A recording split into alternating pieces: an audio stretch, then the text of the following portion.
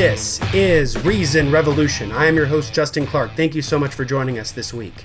This is part 2 of my wide-ranging interview with Eastern Iowa Atheists Director and atheist activist Justin Scott.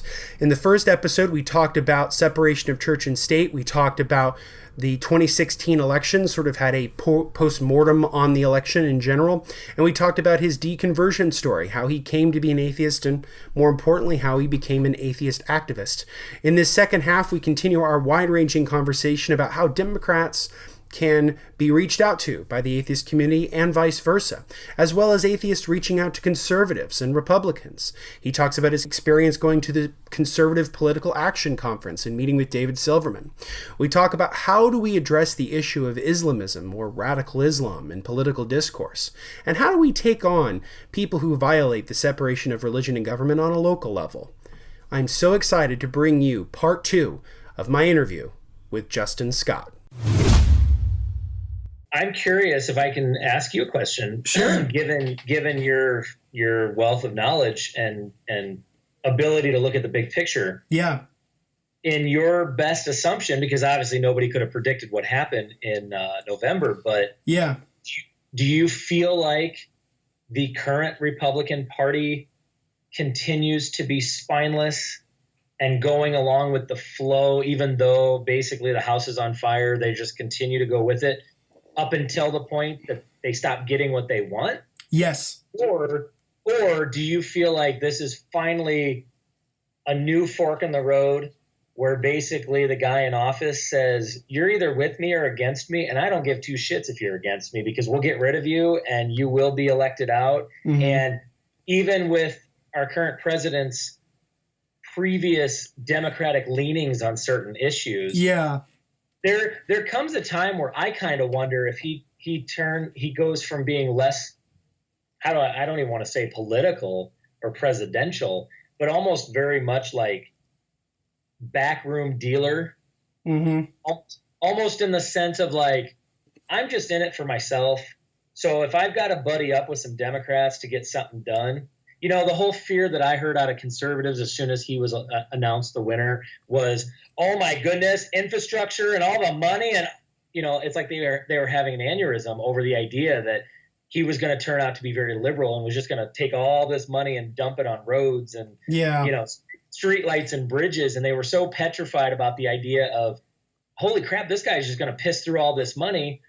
It does make you wonder if there's going to come a point where that conservative faction's just going to kind of splinter off if it hasn't already.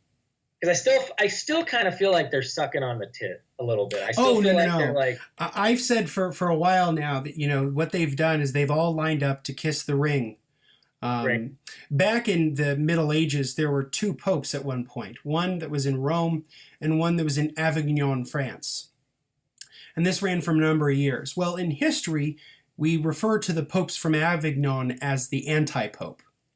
And so I wrote this column months ago. I said, you know, all of them are going to be sycophants. They will line up to kiss the ring of the anti-president.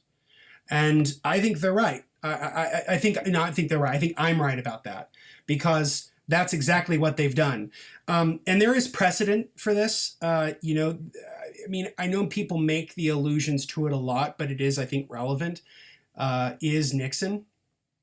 So if you look at the core supporters of Richard Nixon, basically were with him until basically the summer of 1974. So the break-in of Watergate happens in the summer of 1972. He's out of office on August 9th, 1974. It takes him about 2 years to get his ass out of office. So, and again, this is actually another story that involves Barry Goldwater. And I think I told on the podcast, I'll mention it again. So at the time, of course, Nixon recorded all of his White House conversations. And the sort of the smoking gun tape that they often refer to, the one where his chief of staff, H.R. Haldeman, basically says, hey, we're going to pay out a bunch of hush money to people, and we're going to try to get the FBI to stop this investigation. Nixon goes, fine, go for it.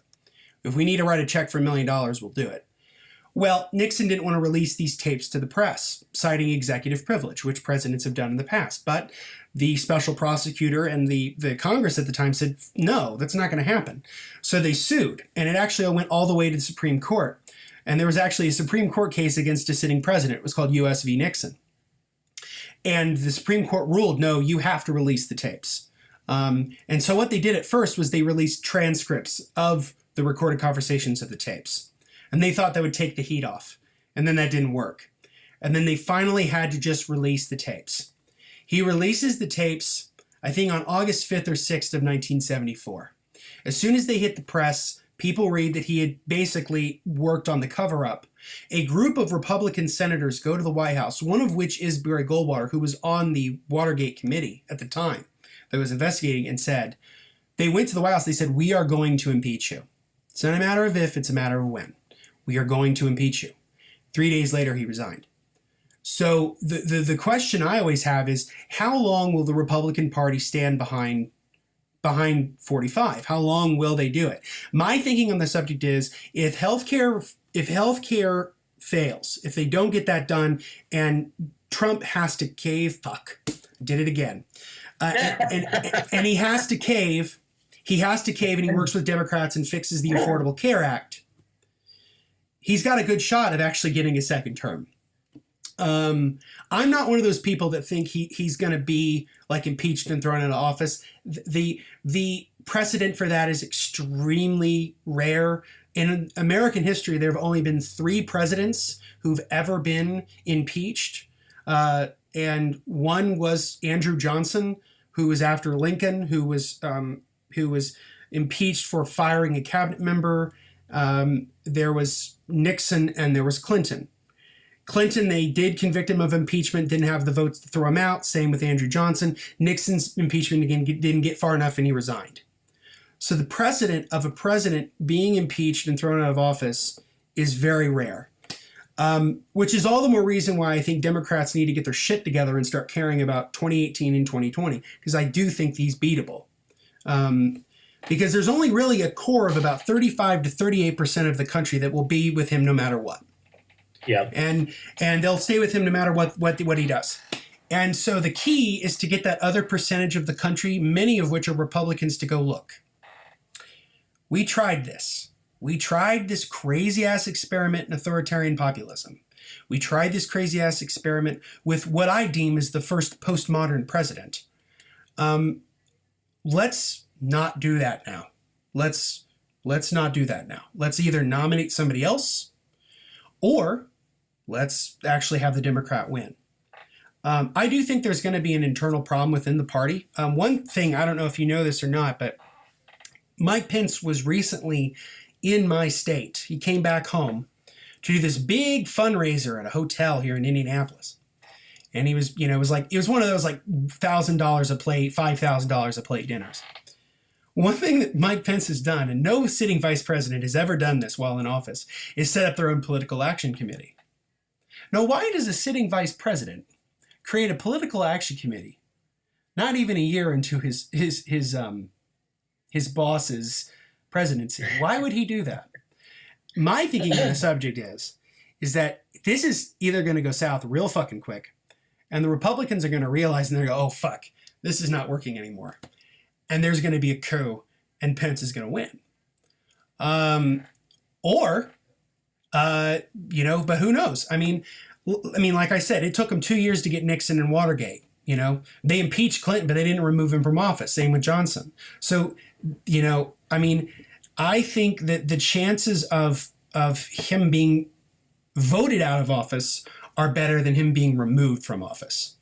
But that was a bit of a long-winded answer to that. But that was fantastic. But there has to be a moment. There has to be sort of a release the tapes moment where Trump looks like a fucking idiot. I did it again. Fuck it. Trump looks like a fucking moron. And I think that the possibility could be there with the Comey memos.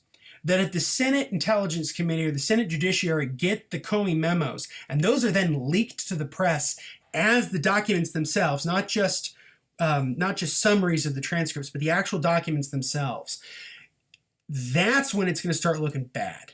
And basically his support's going to have to crumble enough where it's, instead of it being like where his national polling is not 35 or 39, but it's like 32, 30, 28, 25. Remember, at the peak of Watergate, Nixon's approval ratings were like 25%. You'd think they were a lot worse, but they weren't. So he's going to have to get down into either the mid to high 20s for people to go, oh, this is a fucking sinking ship. We got to believe this motherfucker. And this is a fucking mess. Like, you know, we tried this and, you know, but, you know, it's one of those things where they wanted the White House so bad and they wanted, you know, they want their tax cuts. They want to repeal the Affordable Care Act. They want, you know, they want to have, you know, they want to peel back the EPA. And that's the thing people need to keep in mind is that, yeah, he's a fucking buffoon.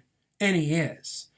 But there are a lot of people who work in that administration who are actively doing horrible shit that we're not talking about or that we're not acknowledging or even aware of because the whole news cycle is taken up by the fact that he said something stupid. And so that's the thing to keep in mind. That's the one thing I've loved about Rachel Maddow's show recently. You know, she says the reason we've done so well is we stopped covering the tweets. Yep. We stopped covering the tweets.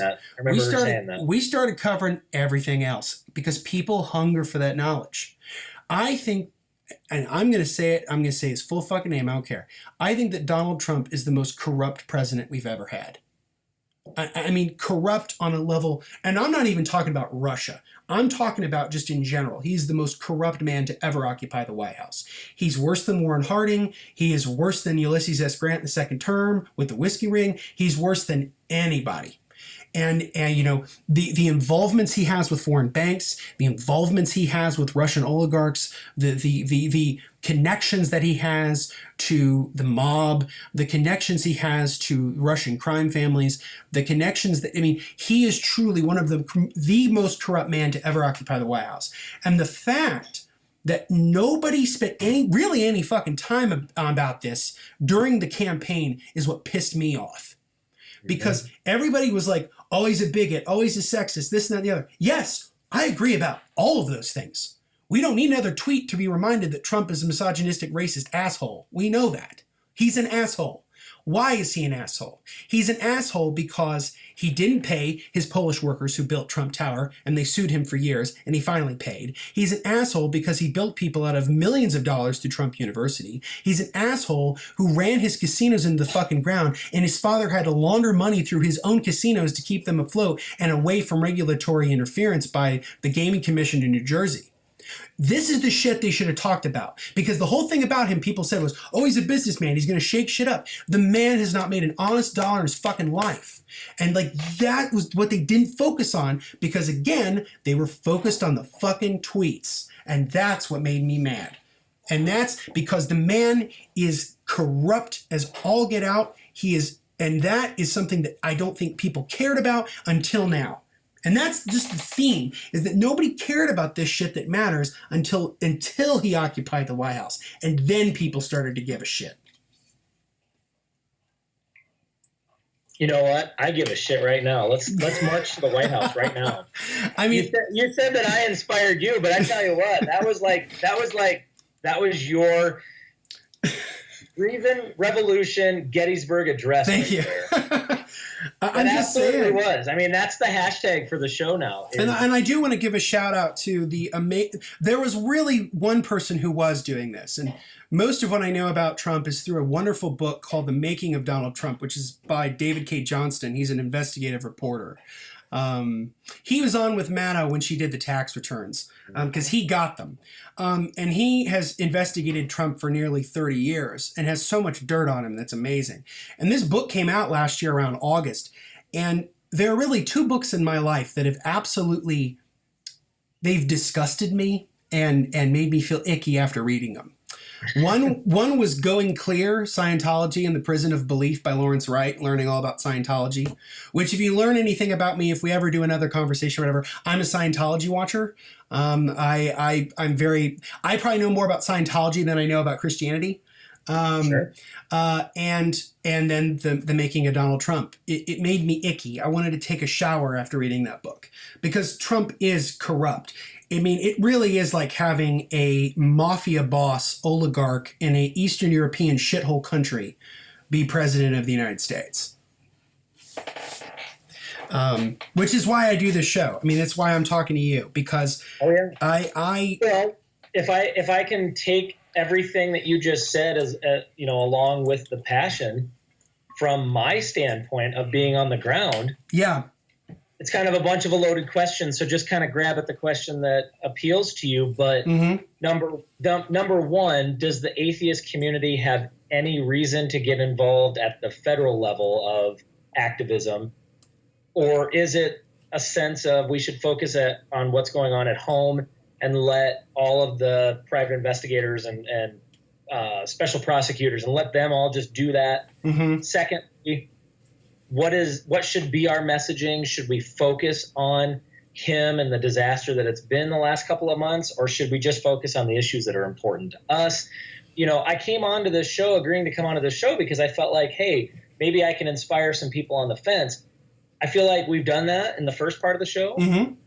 Now I feel like, okay, for those of us that are on the ground, that know what we're doing, that like doing it, that are committed to it, as an activist yourself, but in a different sense that's very intellectual, that really, like I said, one of the things I'm most impressed with you already is just the scope of how you look at things as you piece this together. What is our next step in your opinion? Sure. Is it on the local level? Is it on the state level? Is it on the national level? Is it, if you were to look at the current state of things, what is our next step as people, not necessarily atheists? Let's say the normalizing atheism is something that is just a byproduct of our efforts. Yeah. Like what would you say are the top three things or the top three messages that need to come across? So I think the main message that we need to address is that we're a much larger group of the country than people often think, and they often take us for granted, which is part of the reason why I mean, I'm of the mind, and I know this is kind of an easy answer, but I would say we need to sort of do all of the above. I mean, the case that just came out of the Supreme Court last week about Trinity Lutheran, well, actually, that was this week. That was on Monday, where for the first time in American history, the United States Supreme Court has said that it is legal and lawful under the First Amendment for public money to go to a church. First time. This has never happened before. This is and the people who voted for it, the 7-2, one of which was Gorsuch, but so was Elena Kagan, who was an Obama appointee. Their whole point was like, well, this is very narrow. This is very narrow. This is very specific. Fuck that. That's exactly what they said with the Hobby Lobby decision too, and that wreaked fucking havoc too, because that's the thing about Supreme Court precedents is that, yeah, the justices can say all they fucking want about whether or not the narrow scope of what the particular case is, but litigators know that doesn't mean shit, because then you can then take other statutes and apply them and then make a new argument saying, no, this applies to this, and this, which is why when the Hobby Lobby decision happened, boy, there were a slew of other cases that hurt reproductive rights as well as the separation of church and state. Trinity Lutheran is the exact embodiment of why the Hobby Lobby decision was bad, because I don't think you get to Trinity Lutheran without the Hobby Lobby decision. I just don't. And so that's where I think organizations like Secular Coalition for America, American Atheists, the Freedom from Religion Foundation, Americans United, and the American Civil Liberties Union, the ACLU. These are all wonderful national groups that do a lot of things in regards to the Supreme Court. As for people like you and me, I mean, I would say what you're doing is so important because it's local stuff. The fact that you basically browbeat a mayor to give you an answer about things is exactly what we need to do now, because we've been really nice and cordial and we've been kind of, passive for a long time. And what I think Trump has taught us all is fuck that. The time for being passive is over. The time for, and that's what I keep saying. And Bill Maher says it, I think, almost every week in his show. Democrats need to grow a pair of balls and start being fucking, we need to stop being so goddamn nice, and stop worrying about, fucking Halloween costumes or some shit. and start actually giving a shit about real things that affect people. So Yep. my thinking on the subject in terms of messaging is own what you are. If you are a liberal, if you're a progressive, if you're an atheist, fucking own that and explain to people why that matters. And the other thing I would say is that I wrote a tweet maybe a couple of years ago. I said, life must be guided by philosophy. It's easy to tell people what you're against, but it's a hell of a lot harder to tell people what you're for. And so what I always tell people is, when you were saying earlier, when people said, oh, we're Democrats, that should be our narrative. Okay, what does it mean to be a Democrat? What is a Democrat? What is a Democrat to you? Because when people hear Democrat, generally they think of, a spineless politician who loves abortions. That's kind of what they think. And so we need to stop the narrative where that's the only thing people think of when they think about Democrats. That when they hear Democrats, they go, oh yeah, they support wage fairness. Oh yeah, they support, bringing jobs back from overseas by closing up tax loopholes. Oh yeah, they're against corporate welfare. And tailor your message. I actually mentioned this last week on my previous podcast. I was talking about the Ossoff election. I said, what the Democrats need to do is be the party that's the big tent. They need to embrace, labor, blue-collar labor, white-collar business, and minorities, minority activism. So if you're in, Davenport, Iowa, maybe you're a Democrat. Maybe your thing is talking about, this inequality is really hard on farmers. It's really hard on business people who are just trying to make a living. I heard from a constituent the other day. He's doing his taxes and he just keeps bringing home less and less every year, and he's working harder and harder. And we need to do something about that. Maybe we need to raise the minimum wage. Maybe we need to do equal pay for equal work. Maybe we need to do some of that. And that's a message that will meet with them. Let's say you're in the inner city.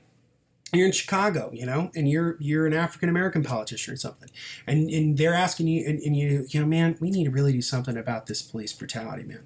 We've seen so much poor happenings in law enforcement. We've seen so many things here that we need to change in regards to law enforcement policies. We need to have better training. We need to have cameras. We need to make sure that citizens know their rights.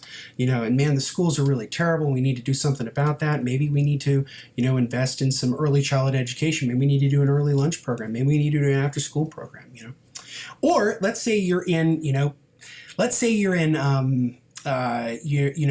Encino, California, and you're in the tech sector, and you're talking to Elon Musk, you're talking to Tim Cook, who runs Apple, and and you're a liberal. And what you can say to them is globalization is really good for the world, and one of the things we're going to be able to do with a global marketplace is that we can set the rules for that global marketplace. We can believe in fair trade, not free trade. And what we can do is we can have better wages for our workers here, as well as the workers who do things for us overseas.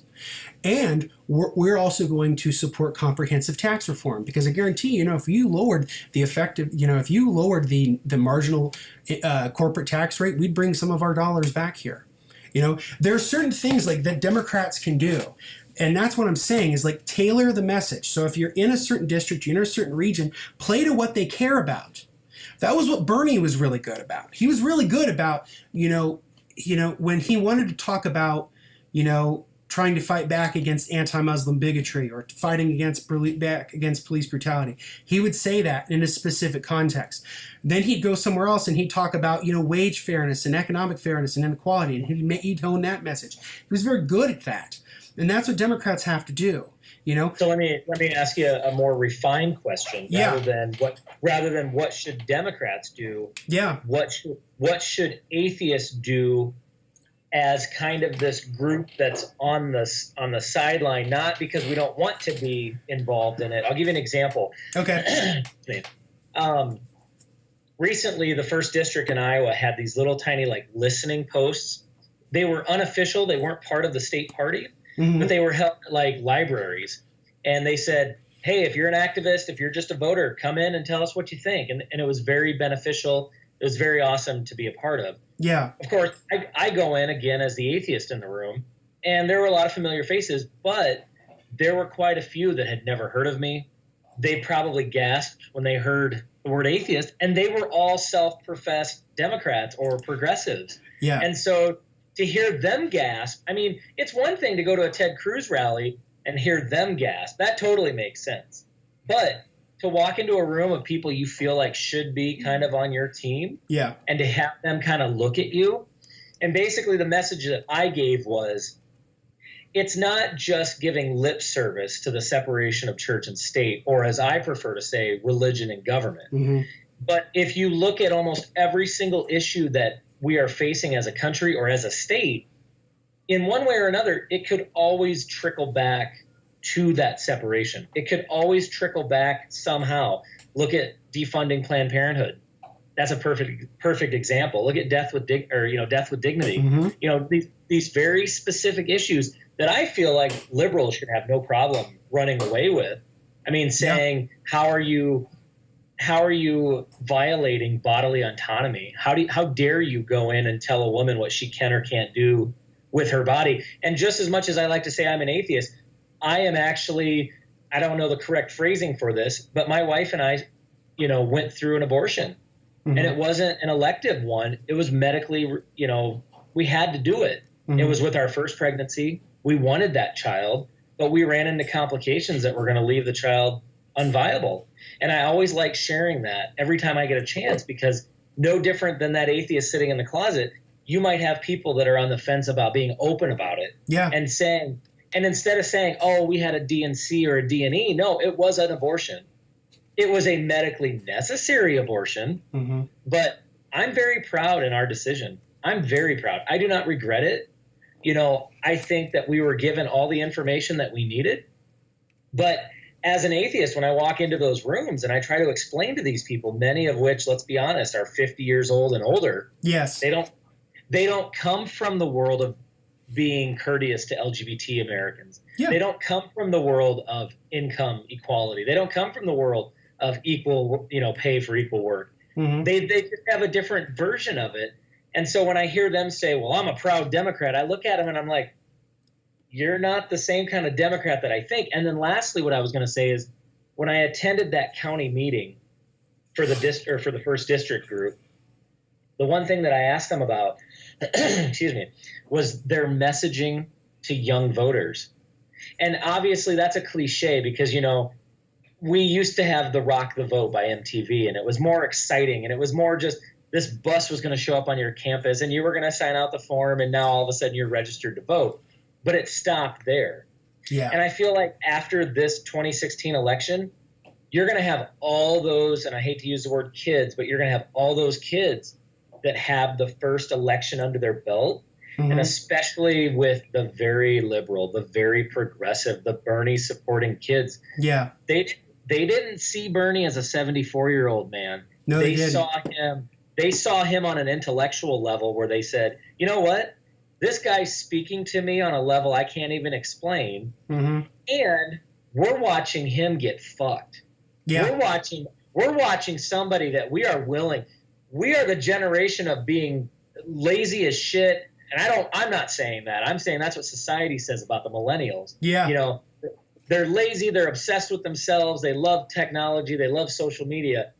But I'll tell you what, Bernie lit a fire under them that I could even argue was more impressive than what Obama did.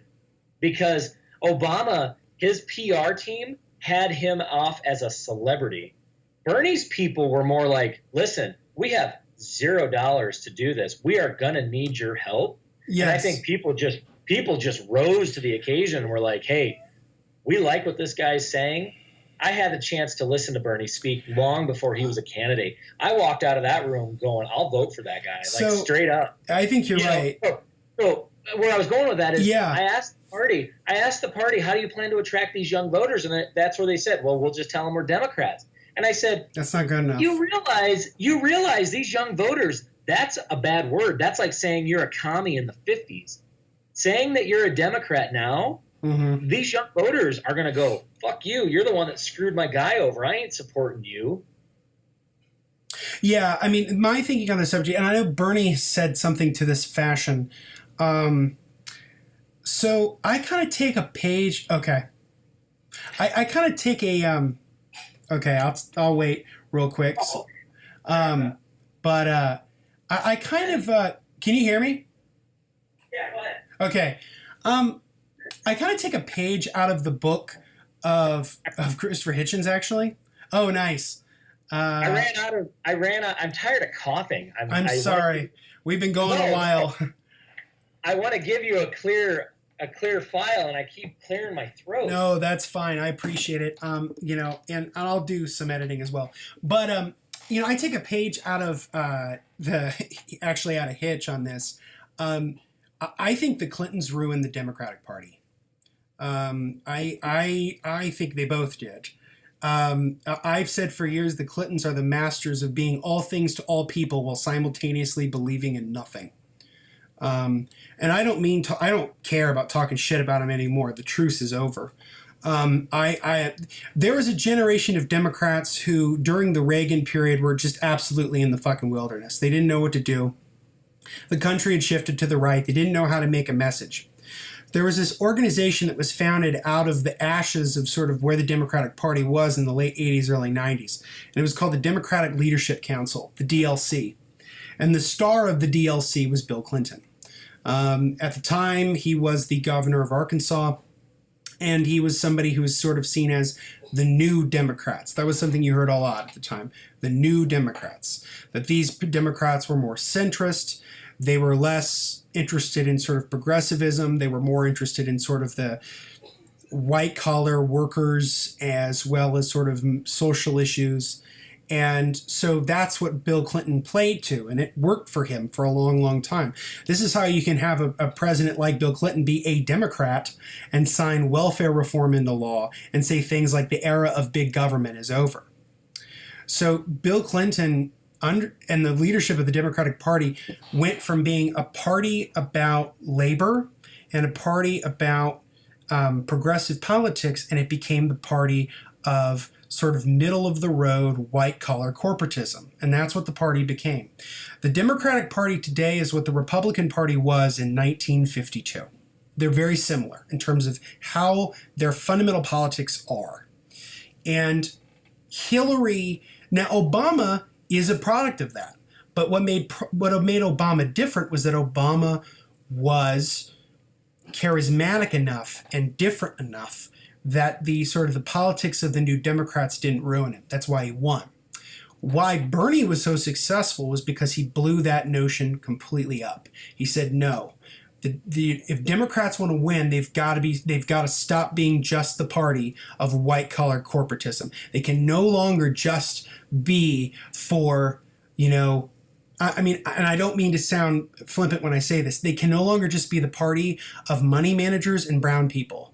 They have to be more, because that's what they were. That was what they were during Kennedy and Johnson. That's what they were during FDR. That's what they were. When the Democratic Party was at its height in the first half of the 20th century, it was a broad coalition of voters. And so my thing on the subject is what atheists need to do in terms of selling themselves as sort of being a part of the process is, do you care about human rights? Yes. Do you care about science being a part of public policy? Yes. Do you think we need to have a certain civility in our politics? Yes. Do you think that we should have a system that works for all of us and not just the people at the top, as Bernie says? Yes. These are the core principles that the Democratic Party can rebuild itself on. There's nothing wrong with having a part of a political party be the corporatist party.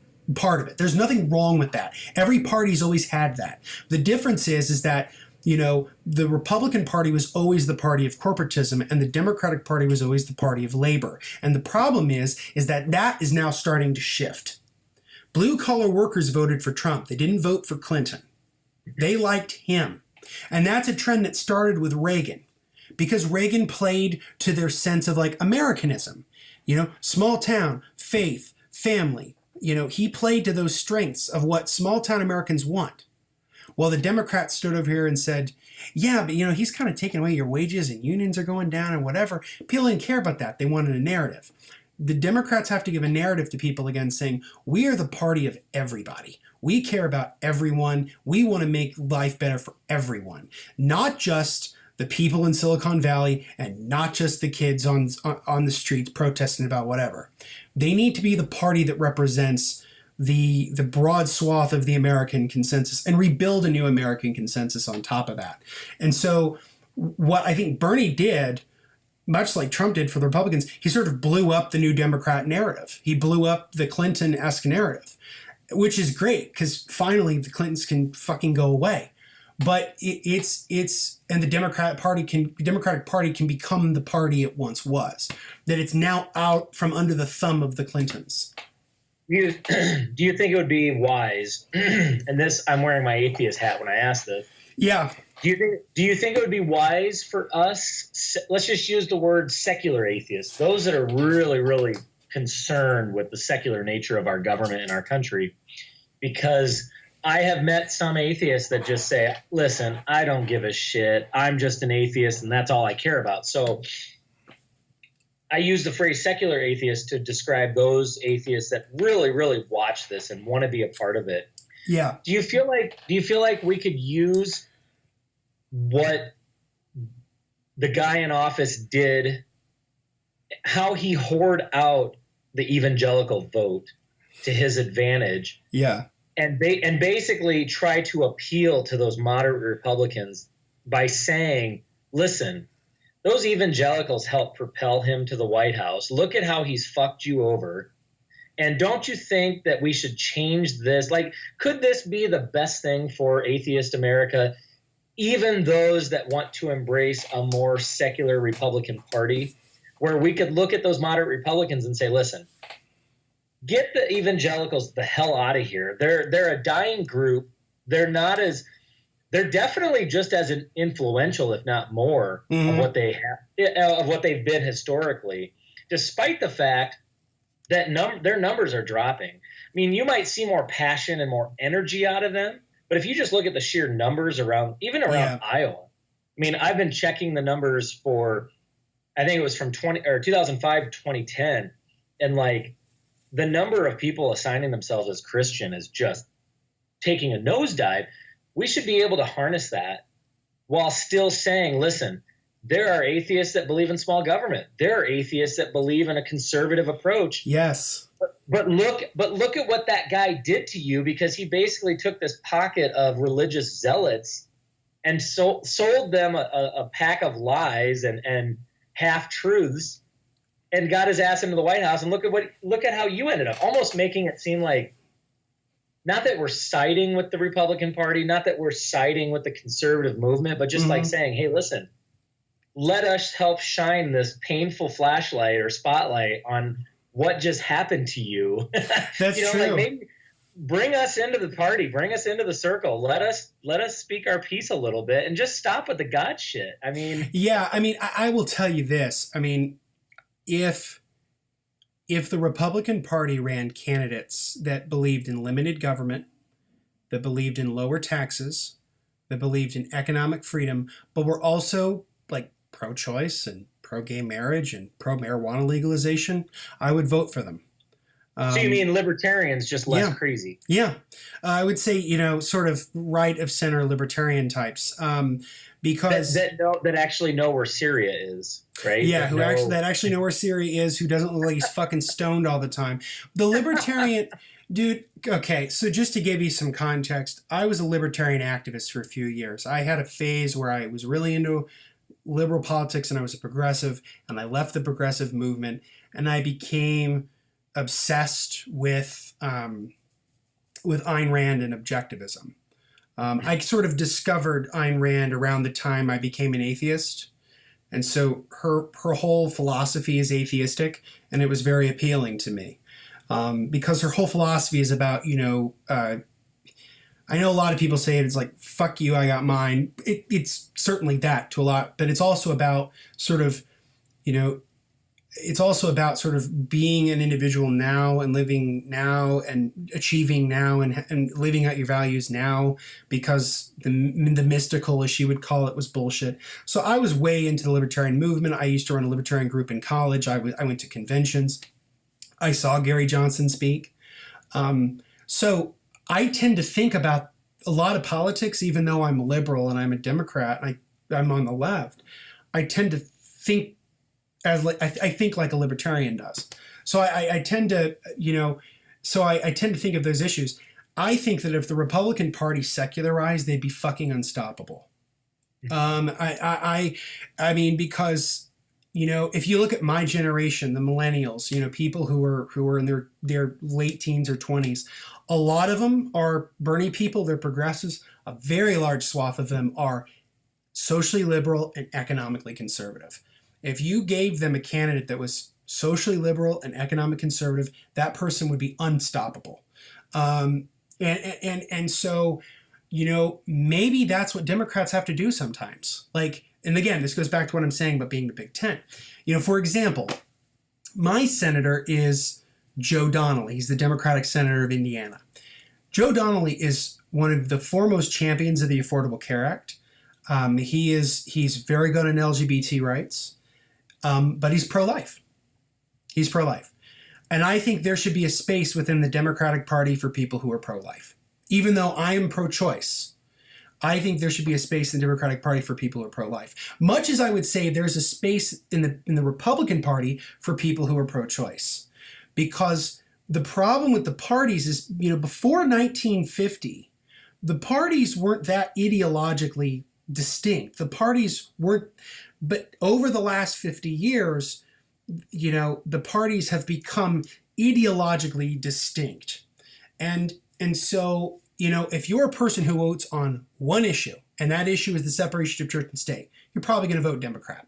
If you vote one issue, and that is lower taxes on your investment dividends, you probably vote Republican. Even though you're probably social liberal, you probably have gay friends, and you're probably pro-choice, and you don't care about, you smoke pot on the weekends, but you care about your taxes on dividends, so you're going to vote Republican. This is what I'm talking about, in the sense that, like I said earlier, the parties need to tailor their messages to where they're at, but they also have to have some core principles. If I was an activist in 1960, I would have been a moderate Republican. I am in many ways a moderate Republican. I'm a Rockefeller Republican. I'm very much a champion of capitalism and markets and freedom, but I also very much believe in social programs and in economic fairness and justice. And I believe in both those things. I don't think those things have to be anathema. I think they can go together. And that's what democracy is supposed to be. And that's what people used to believe. There was a generation of people who believed in that. They called it managerial liberalism. And that was what Lyndon Johnson was, that was Nelson Rockefeller was. Will we ever get back to that period? Probably not. But what I'm saying is that, you need to, atheists need to, I think, find where they can have a niche within a community and then try to play to that niche. Because, for example, I have a follower on Twitter. He's an atheist and he's a full-on Trump supporter. Super conservative, libertarian, loves Donald Trump, parrots the fake news stuff, thinks Russia's a hoax. Like, he's full on, and I want to try to have him on the show because he's a fucking enigma. I'm trying to wrap my head around trying to understand it. Or think of it this way, we get this topic a lot within atheistic circles, the topic of radical Islam. There are a lot of, I don't know if you know who Azra Nomani is. Azra Nomani is a Muslim activist. And she voted for Trump, and she wrote an op-ed in the New York Times saying why she voted for Trump. She said, look, I know he's a horrible person. I know that he is a racist. I know that he is a sexist. I know he's done horrible things. But he's better on the issue of radical Islam than Democrats are. And that's what I voted on. Because at the end of the day, no amount of identity politics on the Democratic side is ever going to stop the fact that there are a lot of people on that side of the debate that obscure the problem of Islamism and Islamic extremism. This is what people like Sam Harris talk about a lot. This is what Dave Rubin talks about a lot. This is what Pete Boghossian talks about a lot. Is that the Democratic Party has become so obscurantist and in denial about the problem within Islamism and radical Islam, that because they're so afraid of being seen and perceived as a bigot, even though standing up for human rights and secularism and freedom and is actually good for Muslim people, because Islamists, the people they kill the most are other Muslims. So there are people who, again, could be pro-choice, pro-gay marriage, pro-marijuana legalization. They loved Bernie, blah, blah, blah, blah, and they voted for Trump because the Democrats suck on the issue of radical Islam, and they don't fucking get it. And so, there's that other thing, too, where, there are certain things the Democratic Party needs to just come to grips with, which is that you can empower Muslims and be a good person and not be a bigot. And you can also criticize the religion and some of the harmful effects of an extreme version of it. Those things don't have to be mutually exclusive.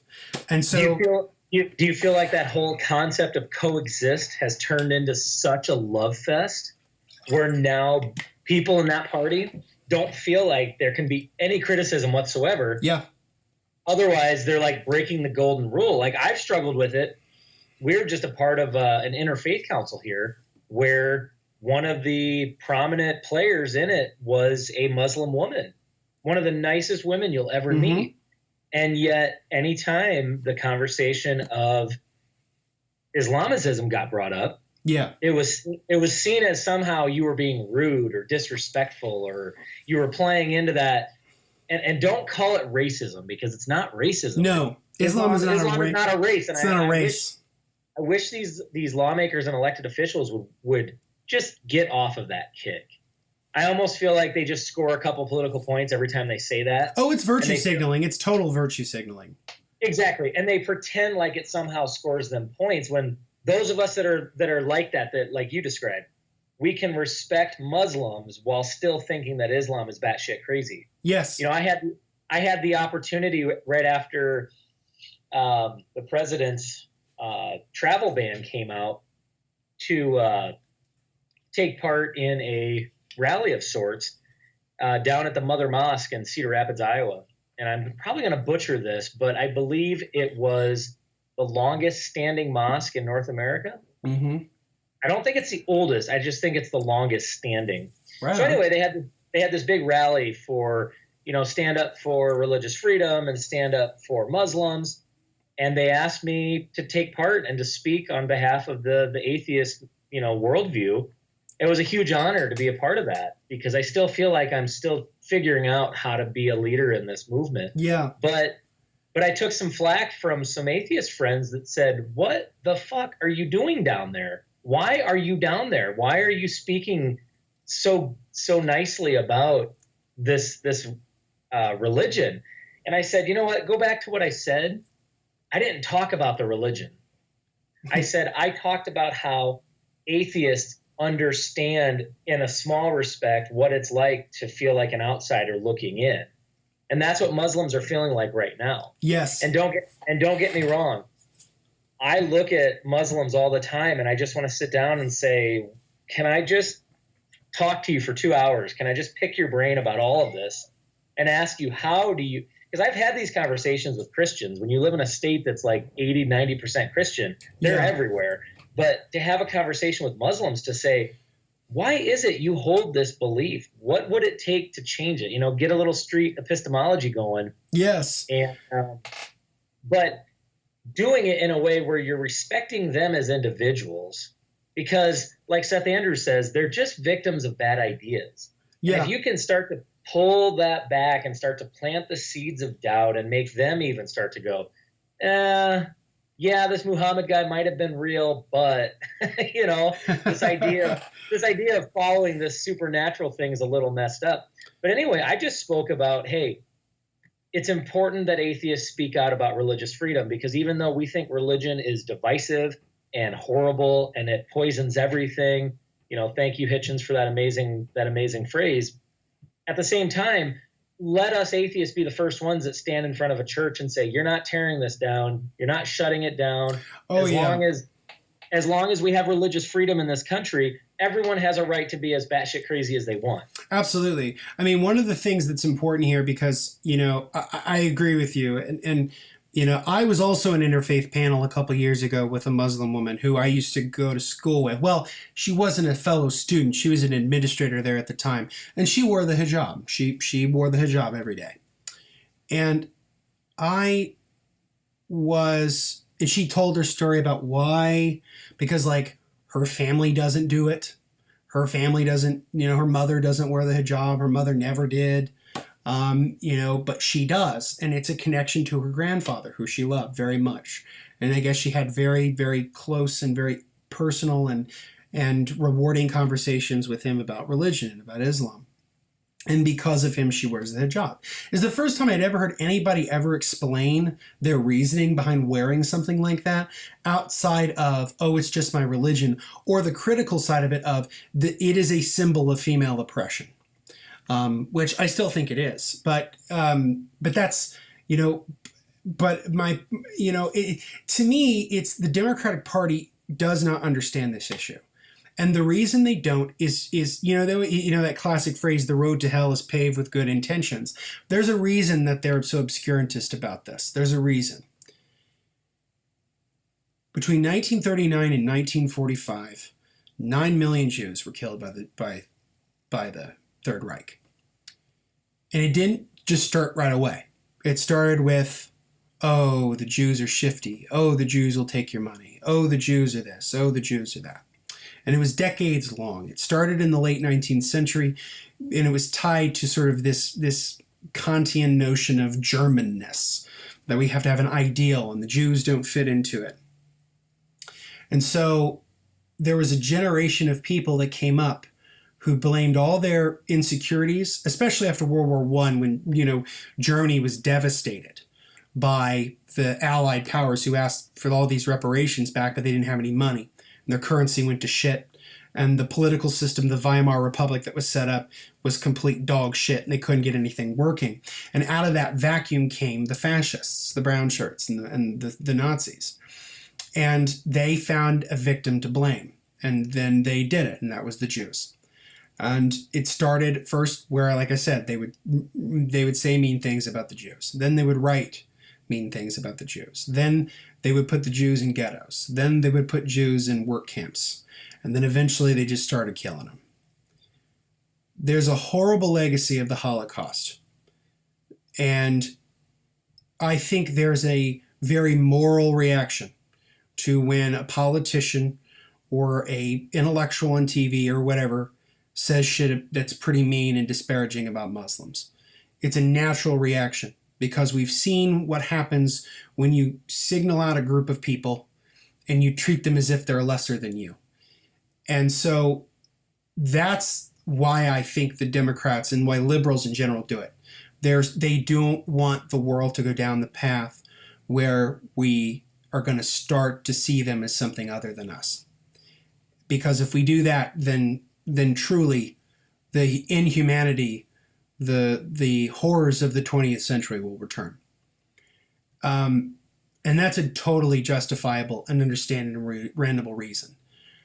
The way that I try to hedge it is this. Ali Rizvi, the ex-Muslim activist, wonderful man, wrote a wonderful book called The Atheist Muslim. He made a great point, which is that in the Muslim world, Islam is an ideology. But in the Western world, Islam is an identity. And when you're in the Middle East and everybody's a Muslim, it is about ideology. Because are you a Sunni? Are you a Shia? Do you support certain theological concepts? Are you more connected to the Hadith? Are you less connected to the Hadith? Do you believe the Quran was God breathed? Do you know it? And it's very much about the ideology, right? Whereas in the West, because they're a minority, right, it's about an identity. Where being a Muslim is more of an identity in the West. And because it's an identity, the left care very much about oppressed groups. And Muslims in the West fit into that category very well, which is why they have this like weird doublespeak about it, where, you know, you'll hear people like go, "Oh, Linda Sarsour is wonderful," even though she supports Sharia law. But, you know, "Oh, but we shouldn't criticize Islam." "Oh, but isn't she great?" And it's like, you know, it's that kind of dissonance that makes you look like you really don't understand this, and it's disingenuous. Which is why when somebody like Trump can go out there and say all the shit that he says, that appeals to people because they go, "Oh, look, finally somebody's fucking speaking some honesty here." Because he's not trying to play the obscurantist tap dance the Democrats do. And so, again, I don't think Trump is right. I don't think Trump got there for the right reasons. I think he is just simply a bigot, or an opportunist, or probably both. But there's a real legacy of anti-Semitism and a real campaign over decades of of trying to strip the humanity away from an entire people. And so I think we as atheists, when we talk about this issue, I think we need to tread a very fine line between criticizing ideologies, which is, notice I say Islamists. I think Majid Nawaz has the terminology quite right here, where we're not talking about Muslims, we're talking about Islamists and jihadists, those who seek to impose Islam by political means. Jihadists do it through violence, Islamists do it through nonviolence, but nonetheless they use political means to do it. And so, we as Democrats, I think and I think this is where we as atheists can have an influence in the Democratic Party, is that the reason that I'm standing up against Islamism, the reason I'm standing up against some of the horrors of radical Islam, is precisely because I care about my gay brothers and sisters over in Iraq who are being thrown off of rooftops by ISIS. Because I care about the women who get acid thrown in their face and their genitals mutilated because they looked at a man the wrong way or didn't wear a hijab when they went out in public. I care about the fellow, Muslims, or the Yazidis, or the Sikhs, or the Christians in those regions who are persecuted as infidels, even though they see themselves as being nothing more than the Muslims themselves. You have to remember, Sunnis think that Shia are also heretics and vice versa. They don't see each other as being co-religionists, like they may here in the United States. In the Middle East, they don't see them that way. So that's what we need to do as Democrats is, first off, we need to stop using the word Islamophobia. It's a bullshit word. It was a word developed by the Muslim Brotherhood in order to obscure the problem of radical Islam. What we need to really use is anti-Muslim bigotry, because that's what it really is. I don't have an irrational fear of Islam. Islam is a barbaric cult that came out of the Bronze Age that was perpetuated by a zealot in the name and Muhammad, peace be upon him. But that's different than saying I believe in individual rights. I believe in the freedom of conscience. I believe in the right for people to live as they see fit. And I think Christianity is just as bad. The difference is that I don't seek to try to treat these people as if they're others, nor do I wish for them to look at me as an other simply because I'm a heretic. And so, that's where I think we need to have an influence on the left, because the left fundamentally do not understand this problem. Or if they do, they are absolute obscurantists about it. And that's because there are real values to stand up for: individual rights, LGBT rights, the rights of women, the rights of children, with child marriage, the rights of property, the rights of owning a business, the right to have freedom of movement. These are all things we care about. And Islamism doesn't. Islamism is antithetical to the values we hold dear in sort of the enlightened West. And so it's important that we just call it out as it is, because if we don't, we'll have on one side people who are professional obscurantists, like professional asshat Reza Aslan, and on the other end of it we'll have bigots and fascists like Steve Bannon. This is the choices we get because no one wants to actually talk about this issue in a nuanced way. So right. That's what I'm talking about, is there's a center here that needs to become the new center of conversation about this problem. Because if we don't, the attacks are going to continue. And they're going to harm everybody. They're going to harm native-born people because people are going to die, and they're going to harm Muslims because people are going to see them as a scapegoat. Even though the majority of them had nothing to do with this, majority of them are peaceful, good people who follow the laws of the land. They have no problem with the West. If we don't speak of this honestly, things will not change. Sorry, I took a while to say that, but this is an issue I'm very passionate about. You have my mind racing, because if we couldn't even get a national Democratic Party to wake up and smell the roses to a very qualified progressive candidate in Bernie. Yeah. And they trashed him because he was a secular Jew. I mean, they trashed him. Yeah. I mean, what I think Podesta and the Clinton campaign did against Bernie was downright anti-Semitic, in my opinion. I mean, they tried to use his being a secular Jew as an issue for Democratic evangelicals in the election. Those emails pissed me off to no end, because I thought the Democrats were the party of the separation of church and state. I thought that the Democrats were the party that was of individual rights for everybody. Apparently not, Do you think that would be a very good question for Democratic candidates in the primary? the next go round Yeah. is to bring up that email issue and say, this is long in the past, but your answer could really tell me a lot about where you stand on that. Do you Yeah. feel it was appropriate? I just want to kind of get the wording down, but ask those candidates something like, where do you stand on the attempt by the Hillary campaign to smear Bernie Sanders because of his religious affiliation? And maybe not even bring up the whole secular Jew phrase, but bring up just religious affiliation and almost make it seem like we're not misleading, but we're simply using religion as kind of a litmus test in a way. Yeah. Not even the religion itself, but the response to the religion or the treatment of the religion itself. No, I agree, and I think that's a legitimate question. It's a question I would ask people. Because But let me go a step further though. Yeah. Because in a lot of these town halls, you're limited to one question. Yeah. And I know we're ways out. I guess as an activist to an outsider that has a lot of knowledge of all this. Yeah. What questions would you want a guy like me or a woman that's out that's there? a great question. There's a few. So the one that I would ask. Hold on, everyone, grab their paper. Get ready. This is going to be good. So the big question that I know this is going to sound, I'm going to sound like Rodney King. Why can't we all just get along? But the first question I think I would ask is, what do you seek to do to bring back consensus and civility to our politics? Which is, I think, the bigger problem here. There was a time where the left and the right didn't hold each other in contempt the way that they do now. There was a time where, Democrats and Republicans got along, they compromised, they made things work, they did what was best for the country, they may have had their own specific ideas, but they sort of got what they wanted when they could, and they did what they could for the country. That would be my first question. And in fact, I would say one senator that has done a lot to sort of bring this question front and center is actually Republican, a guy named Ben Sass, who I don't always agree with on politics. I think he's from Nebraska. But this is a question he's been asking a lot, is how do we bring back a sense of civility and a sense of consensus back to our politics, where we can find out where we agree on more than we disagree. The other thing I would ask is,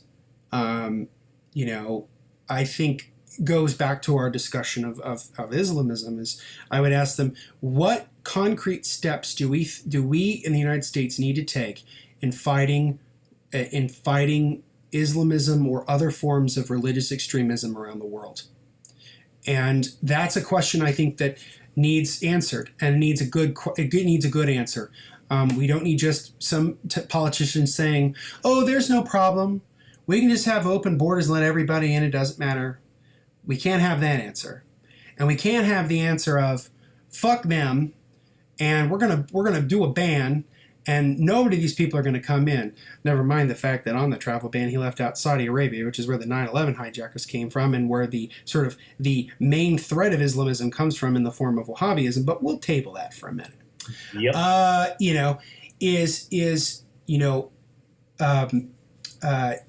those are the things I'm going to ask. And then I guess the third question that I would ask is, and the one I think that is what are you going to do about money in politics? Which is, I think, one of the bigger problems at the root of all of this. I don't know if outlawing certain forms of campaign contributions are the way to go. I mean, we tried that before in McCain-Feingold, and it fell apart in the courts under the First Amendment. The First Amendment's pretty broad about money in politics, and money is speech in the First Amendment's eyes, so it's pretty hard. But I think that maybe we need to, have a commitment to maybe passing laws where the money you donate to people is a little bit more transparent.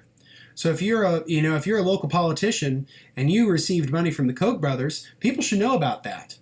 If you're a politician and you received money from Greenpeace, maybe people should know that. If you received money from, the neo-Confederates of Jackson County, South Carolina, or whatever, people should know that. That we need a sense of transparency and accountability in politics.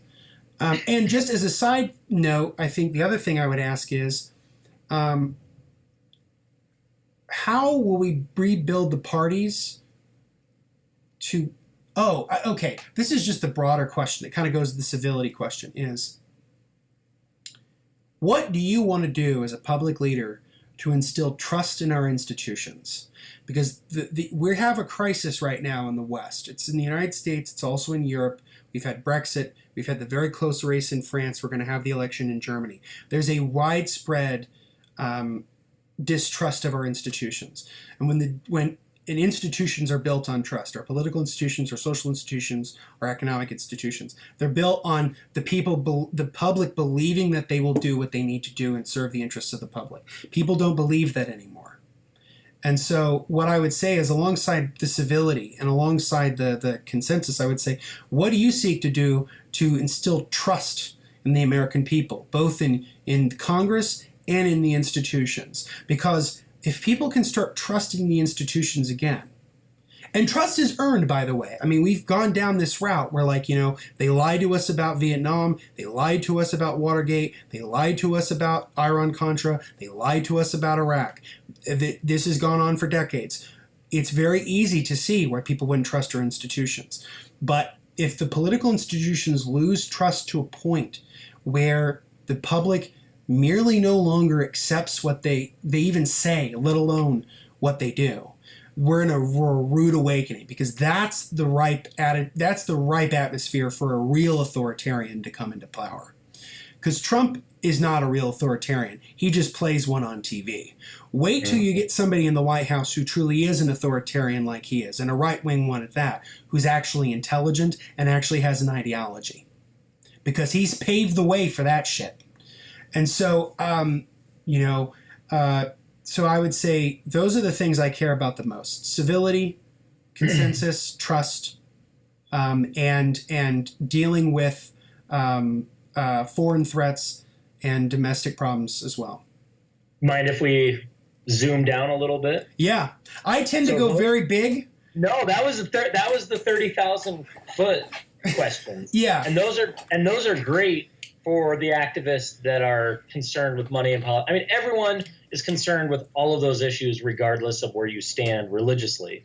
But now, if you don't mind me doing this, sure. What would you tell an atheist activist, let's say both on a state level election, and obviously every state's different, and obviously there are generic questions that could be asked of every candidate for every election for the future of humanity. But given the temperature right now, what questions would you like to see an activist like me, or the next activist with balls of steel or ovaries of steel, that goes out and says, you know what, I'm going to do this, so I'm going to ask this because Justin told me, Oh, okay. So I think what I would do is play a little bit off of the question that I had, the big picture question I had about trust. So if there's a local politician who talks about, religion and this and that and the other, or let's say you talk to like you talk to a Democratic politician who sort of pays lip service to separation of church and state, I would ask them, what concrete steps have you taken to keep a firm separation between religion and government?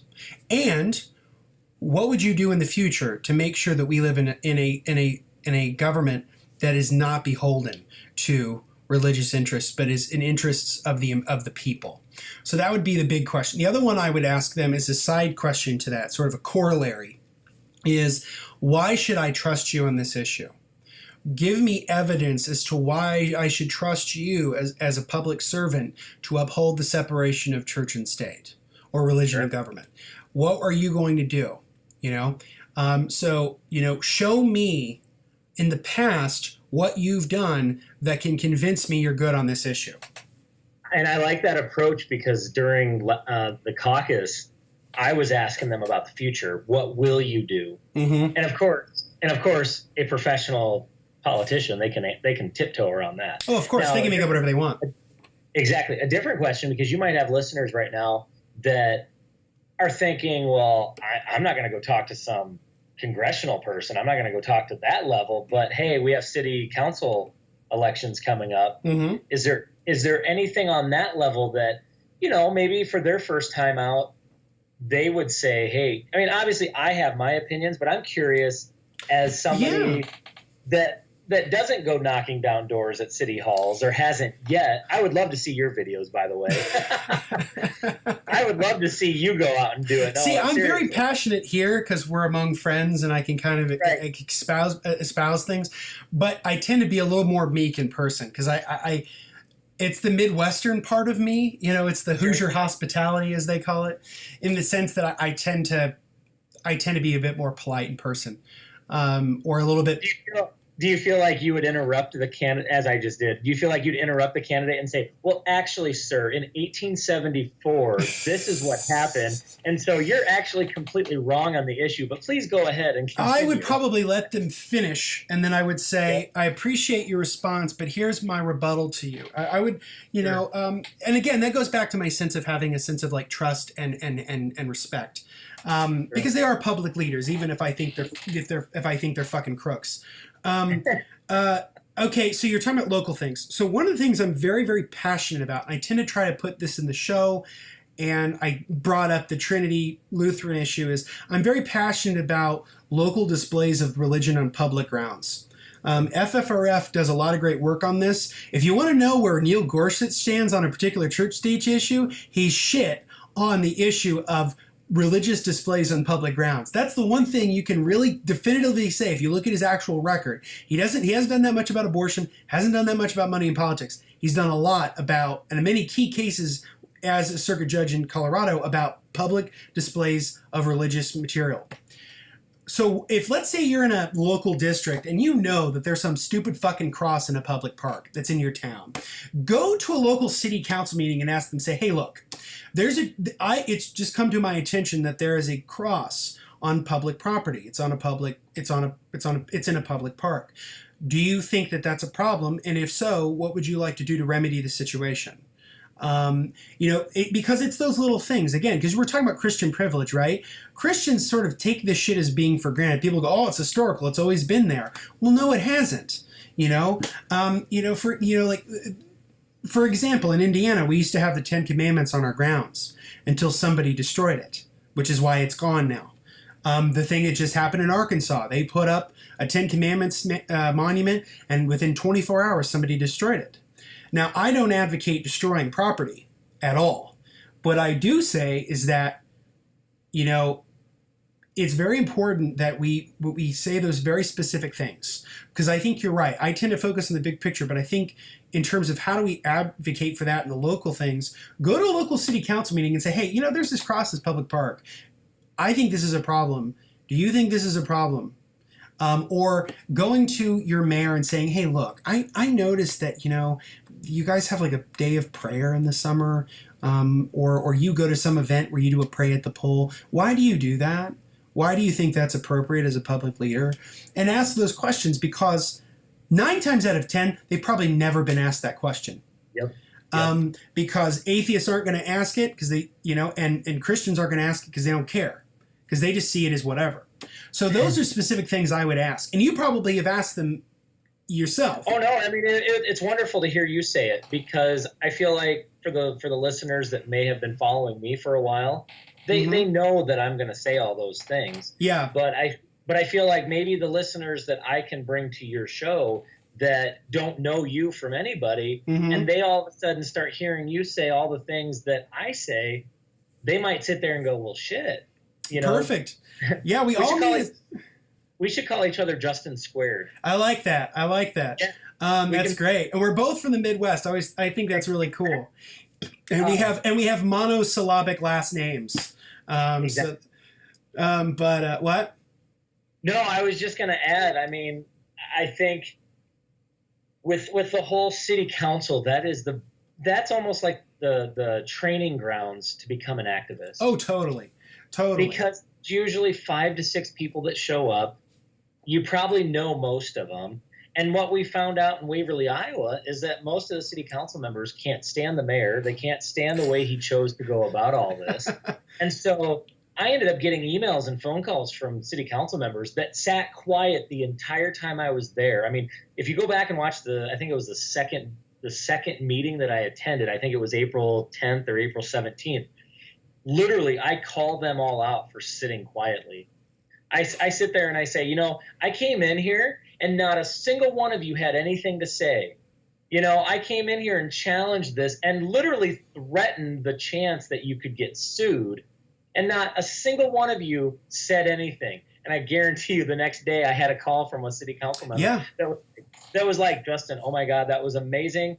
We are not allowed to say anything. So, you know, hey, I learned. But for the theatrics of it. Oh, yes. Those matter. And that's the thing. Yeah. That's something you get fundamentally, which I think is exactly where I think sometimes the atheist movement tends to lack, is that we, you know, like, for example, I love Annie Laurie Gaylor. Annie Laurie Gaylor is a wonderful woman who is a badass on multiple levels, but she's very nice. She's very quiet. She's often very polite, although she does have a razor tongue when it comes to some of the press releases from FFRF, which are awesome. Because you can always tell when they're written by her because they're really good. They read as much of an editorial as they do a press release. But, you know, is that, you know, I think the thing you've brought up is important here, which is that, like, you did not answer my question, or that's not really what I asked, or, hey, I would like an answer to this question. Hey, you know, please stop ignoring what I'm trying to ask. You know, I'm a citizen. I've come here in good faith. I would like for you to listen to me, because my voice as a citizen means just as much as some other asshole who goes to your church. You need to listen to me. Or some wealthy donor or some big business owner that can influence. Oh yeah, you know, some corporate level theocratic fuck that, you know, puts you in office. You know, and it's, you know, and that's the other thing too, is it's like, you know, we have the power of numbers. You know, this is the thing, is like, you know, the corporate fucks who donate to campaigns, and this is on both sides. I'm not being partisan here. But, you know, there's a very small number of them, but they have an incredible amount of power. If the public of this country realized how much actual fucking power they have in swaying shit, it would be mind-boggling. You know, I'm writing a recent piece at my job about Eugene V. Debs, who was a labor leader from Indiana. And, you know, he was arrested in 1918 for being critical of the Wilson administration during World War I. He was sentenced to a prison sentence of 10 years for sedition. In 1920, he ran for president while in prison on the Socialist Party ticket, and he won nearly 1 million votes. And that was in 1920. Wow. Imagine what people could do if they actually thought about it. And so that's the thing I try to do. I mean, I realized long ago that, like, I'm not very good at the boots on the ground kind of thing. That's not what I do. My goal is to be a thought leader who then people listen to and then go, he has, I think, fairly reasonable ideas. Let's try to enact some of those ideas in practice. Maybe that makes me a bit of a hedger. Maybe that makes me a bit of a lightweight. I don't know. No. If I can jump in, the civil rights movement, the leaders in that, and I don't mean just Martin Luther King. Yeah. I'm going to totally butcher his name. I think it's Thurgood Marshall. Oh, Thurgood Marshall, yeah. I watched one of his documentaries. I wasn't searching for it. I didn't go out and rent it. It just showed up. My wife and I mean, literally, this is how nerd-tastic we are. I mean, It's like 10:30 on a Friday night, and here we were watching Iowa Public Television. That's fantastic. And it was a show about his impact in the movement. Mm-hmm. And as a leader in this, I'm trying to figure out the best ways to impact things, but also inspire people and motivate people and take people, figure out what they're good at, even if they don't think they're good at it, but you get that sense. Yeah. Like there's things about your wife that you're just like, I know you're really good at this, but I would never put you in charge of this. Mm-hmm. And that's not being rude. But one of the things the documentary talked about was how Malcolm X was the hammer. You know, yeah. He was like, and bear with me because I'm not a historian like you, but he was the dropping bows type guy. Yes. And then you had Martin Luther King, who was more of the, if you will, they were both theatrical in their own way, but he was more of the, we're going to do this through nonviolence, and we're going to say these amazing speeches, and he was much like you, a thought leader. He would write letters and he would do all these things. Well, then it's interesting because Thurgood Marshall was in the background litigating cases. Mm-hmm. And apparently he was taking on all these cases around the South that normal attorneys wouldn't do, or that the individuals that were bringing on the cases didn't have money to take on. And so I think he's kind of the forgotten man or the forgotten piece in that movement. He really is very important. The other person who is very important in that movement is a guy named A. Philip Randolph, who people don't tend to name check very often. People love to talk about the March on Washington, and obviously because of King. But A. Philip Randolph organized the March on Washington. A. Philip Randolph was a labor leader. He started a labor union in the 1940s for what were called porters, who were rail car workers. And he started this union. And people forget that the March on Washington was the March on Washington for jobs. People forget that it was a jobs rally. And Randolph was a labor leader who worked behind the scenes to sort of create a movement around organized labor that then worked with the churches within the civil rights movement to get things done. A. Philip Randolph was amazing, and he was a free thinker. He was non-religious. He was secular. There are great quotes of him sort of speaking about his sort of free thought. He wasn't like an atheist, but he was a free thinker. So there's people like him, there's Baynard Rustin, there's the current Congressman John Lewis, Andre Young. I mean, there's a lot of people who are part of it, not to mention the women. I mean, oh shit, her name's going to escape me Fannie Lou Hamer, who came from Mississippi. She was part of the Mississippi Democrats, and they didn't want to seat her at the DNC in 1968. And she said, "You can kiss my ass."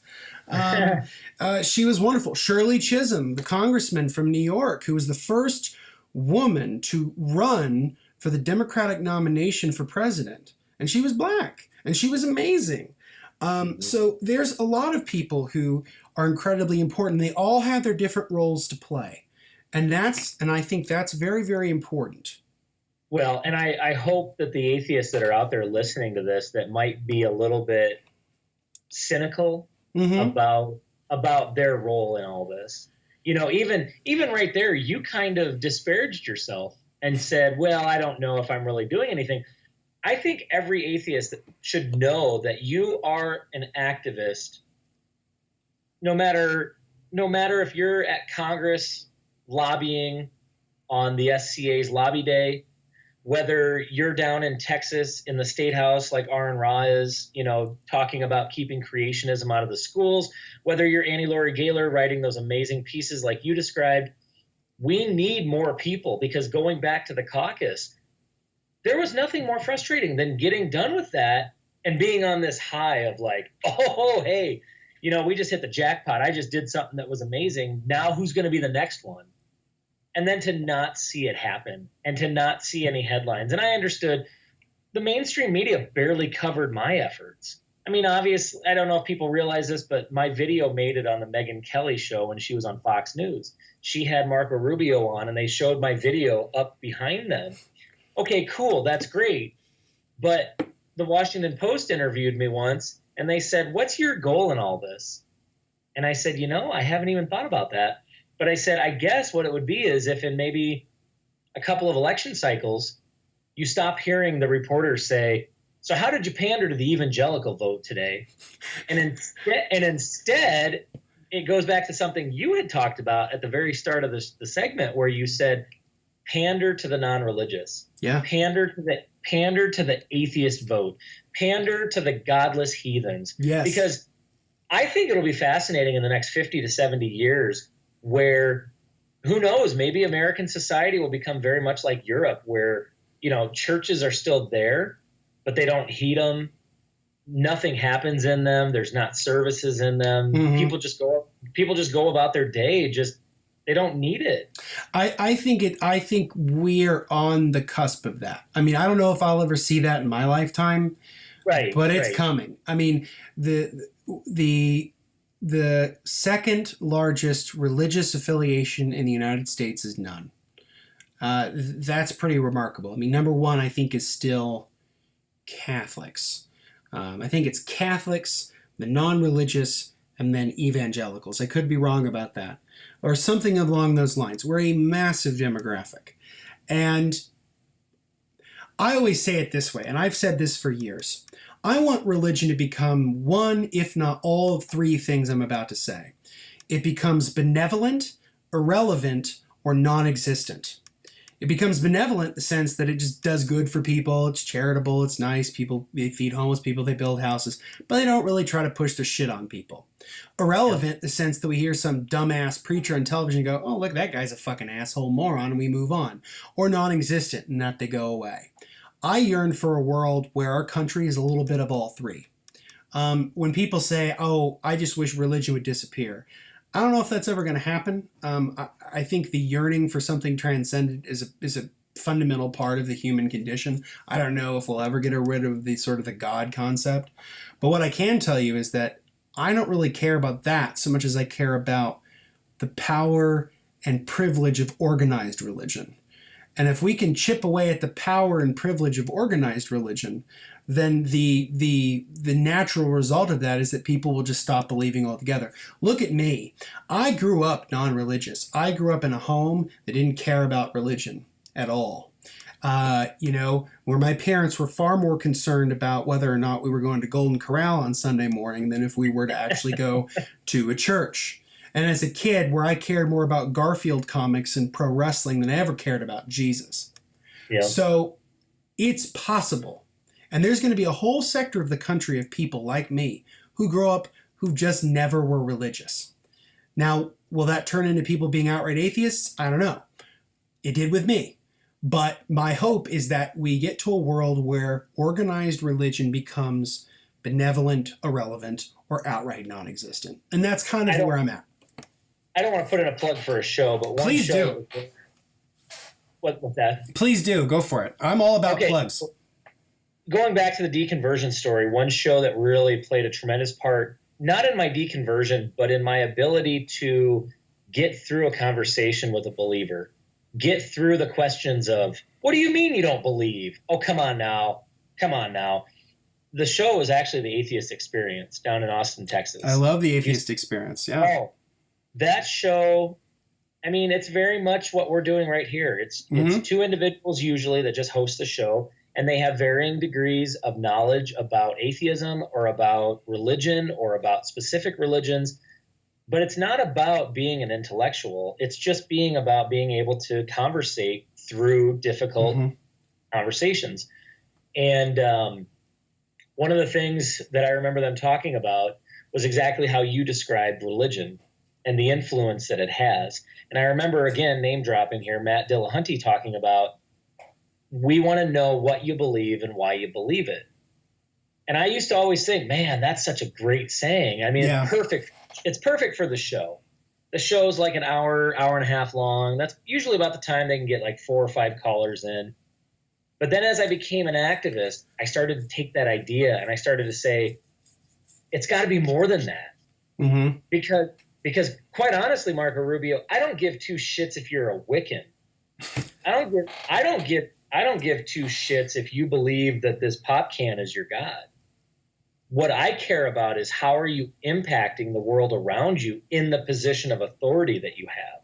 Yeah. So it's not even just the power that religion has, but it's the influence and the scope and the reach. And, growing up in the Midwest, you deal with a lot of natural disasters, just like anywhere else. Oh, yeah. But a lot of times what you see here are tornadoes and floods. I've been involved in both. Same. We had an EF5 tornado that hit probably 10 miles from where I owned a house. And one of the scariest things you'll ever witness. And everybody says, yeah, but you know what? I don't know. And we got into this debate about what was worse. What would you rather experience? And thinking about that, tornadoes are like scalpels. They follow a line, they stay on it. There's not a lot of movement back and forth. No. So they're they're kind of predictable. But when I think about religion in politics, and I think about influence, and I'm going to butcher the name here, but religion in politics to me is very much like a flood. It may not totally level your house, but it's going to rise up. It's going to touch everything. It's going to go into every crack. And it's almost like with cancer when it metastasizes. Am I saying that right? Metastasizes, yeah. Metastasizes. I knew I was going to butcher it. That's all right. But it's the same idea where you think you have it figured out and you think you have it solved.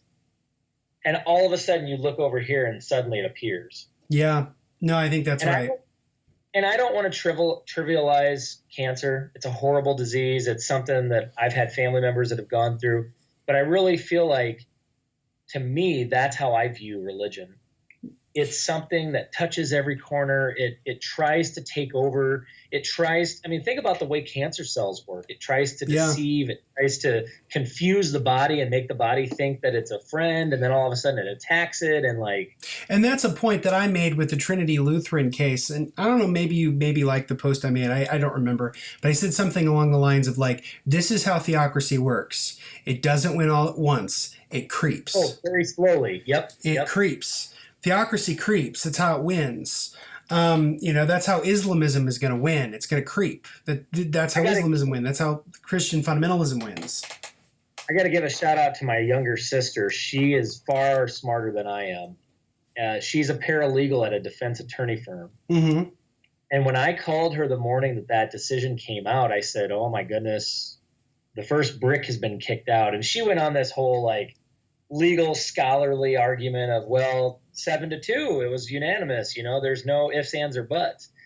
But the one thing that she said that scared the shit out of me was that, to her, this is just one person's opinion, the decision is not what's scary. It's going to be all the little phrasings that are inside of it that future cases are going to be able to use and pull out as precedent. Exactly. That's exactly the point I made earlier, too.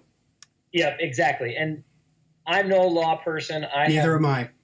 I watch SVU with my wife. With the amount of sports and music and atheist stuff she watches with me, I figure it's a fair trade-off. Yeah. But that's all I've had on my mind since that decision was that's a perfect point, because now all of these cases are going to start to reference back to that. Yep. And this Trinity Lutheran case, some might argue, it's not a big deal because, like Justice Roberts said, it's going to be a couple skin knees here and there. Money's going to go to a swing set. But it's the principal idea, and it's the fact that now future litigators, especially ones that are hired by Liberty University, especially when Betsy DeVos tries to implement school vouchers nationwide. Oh, this is going to have a huge influence on that. Absolutely. On school choice, yes. Absolutely. Because the thing people have to keep in mind is that, and that's why I said earlier that you can't get to the Trinity Lutheran decision without the Hobby Lobby decision. And even though they're two very different things, what they are specifically says that religions have a special privilege in our society to either withhold funds in the form of contraception or to accept public funds in the form of Trinity Lutheran. That they get a special place that we as individual citizens don't get, that other nonprofits don't get, and that government institutions don't get. It's this special privilege. And that's why it makes me mad when people call this stuff religious freedom. It is not religious freedom. It is religious privilege. They have been given special privileges simply by virtue of the fact that they believe in shit that I don't. And that's what makes me angry, because it's kind of like conscientious objectors in war. It's a lot easier to be a conscientious objector in war and be a Quaker than it is to be a conscientious objector in war and be an atheist socialist. It's a lot harder to be the other one, because one version of conscientious objection is socially accepted and the other one isn't. But even though they're exactly the same, and they should be treated exactly the same. And I think your listeners are probably even smarter than me, but for those of you that are sitting there going, what is this whole talk about religious freedom? The easiest way it was described to me was when President Clinton rolled out the initial RFRA, it was to protect a group from the government. Yes. if I remember it correctly, it was a group of Native Americans that wanted to exercise their religious right about smoking some kind of peyote or something to that effect. You're right. You're absolutely right. And their federal government was trying to come in and try to say they can't do it or something to that effect. The Supreme Court ruled against them. Yeah. Sure. So President Clinton signed it and said, hey, no, we're going to protect them. This is what this is for. And I kind of sat there and I said, okay, so what's the issue, when I was trying to wrap my head around it? And the thing that they said was, initially RFRA was supposed to be a shield. And now this perverted group of religionists want to use it as a sword. Yes. And you're exactly right. It's going to continue forward. It's going to be Hobby Lobby and then Trinity and then who knows what. No, and that's why the case that's going to come up, I think, either later in the summer about the baker. Oh, yes. Now, that's going to be hitting up against something that has been established law in the country for over a century, which is the concept of public accommodations. The concept of public accommodations has been standard American legal precedent for over a century, and it's one of the major bases of the 1964 Civil Rights Act. What the public accommodation says is that if you are a place of public accommodations, you have no right to discriminate on the basis of sex, creed, religion, whatever. And some states have expanded that to include sexual orientation or gender identity. So it's been pretty standard law that in cases in which who has more liberty, do the business owners have more liberty or do the consumers have more liberty? And the courts have routinely argued that it's the consumers that have more liberty because the consumers can choose to go wherever they want. They have freedom to choose to go where they want to. The business owner can't. It's kind of like, so for example, when a consumer doesn't want something, they can just leave. It's not going to affect the business owner in as much as that person's going to lose money. But so it's a passive form of negation. When a business owner says, I'm not going to make something for you because you're black or because you're gay, that's an active form of negation. That's saying, I'm using my business to treat you as if you are different under the law. And so, this is where I stand, because I think, first off, I think religious people are wrong on this issue, the religious fundamentalists. And I think libertarians are wrong on this issue. Because libertarians are like, oh, businesses should have a right to do what they want, whatever, fine. But the problem with doing it that way is that you would create a society in which you basically have ghettoized societies. Right. Where black people would only go to black people because that's the only people who would accept them. White people would go to white people because they'd be the only people that can accept them. And, gay people, that's a negation of liberty. That's a negation of equality, right? So what public accommodation says, if you are a place of public accommodation, you have to be neutral in those matters. You have to treat the business transaction solely on the basis of the business, not on your basis of your preconceived concepts. Can I ask whether I'm right in something? Yeah. What I've been told as a small business owner is that accommodation applies up until I feel like I'm being threatened, or that by doing business with somebody, I would face a threat from society. And the smart ass question that I always get is, okay, Justin, freedom fighter, SJW, what would you do if the KKK wanted you to come photograph one of their cross burning exercises? It's been my understanding that in that situation, that isn't about accommodating or not accommodating, or that's not about my religion telling me I can't do it. It's more about, it's almost to the effect of, I feel like I would be essentially photographing a crime. In my mind, there'd be a sense of like, I would be able to confidently withdraw myself from that transaction just on the basis of the safety of me as an individual, me as a business owner, and me as a business, if you will. Because essentially it's just my wife and I, and it's me, but it's, we're sole proprietor for right now, and, all those kinds of things. Mm-hmm. No, I think that's a fair point. I know you're not a lawyer, so maybe you don't know. But. And maybe I don't know because I'm not a legal person. I've just sort of studied the legal history of this a little bit. Sure. What I can tell you is that Generally, the case has always been that public accommodation is the standard practice in as much as your life is protected. So let's say okay, here's a good example. Let's say that a person comes into a shop and says, I want you to photograph me killing someone.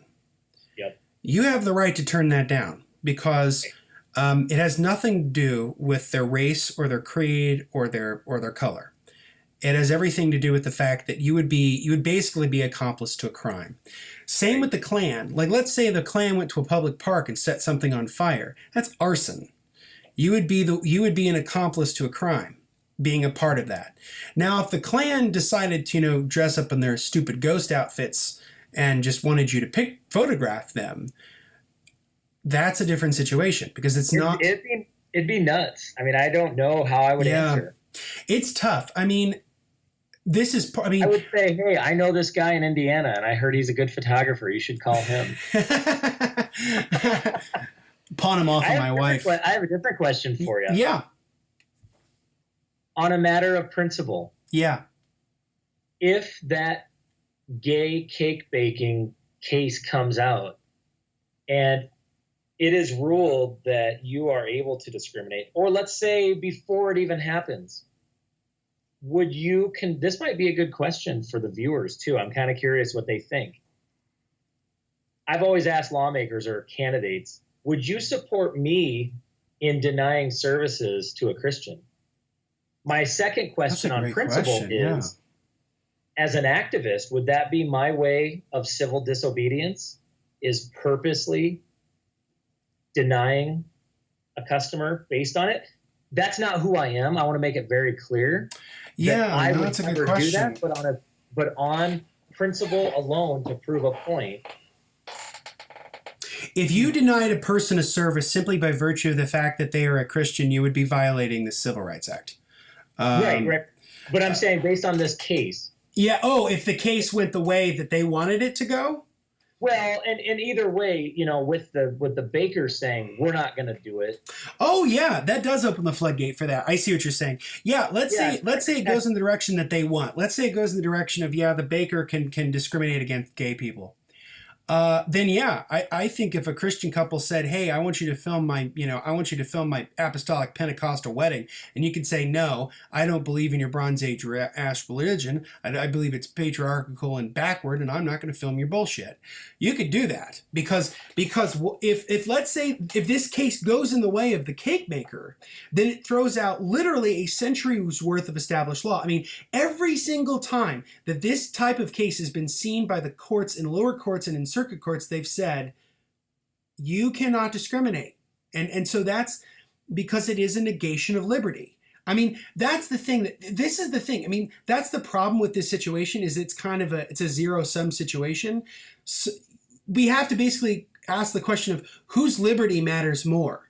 Is it the liberty of the business owner or the liberty of the consumer? And I've always said the liberty of the consumer because the consumer can walk away from the business. The business owner cannot walk away from their own business. Right. The other thing I would say is, and I had a point earlier and I forgot what it was. All right, I probably cut you off. But no, you're fine. And I totally spaced on it.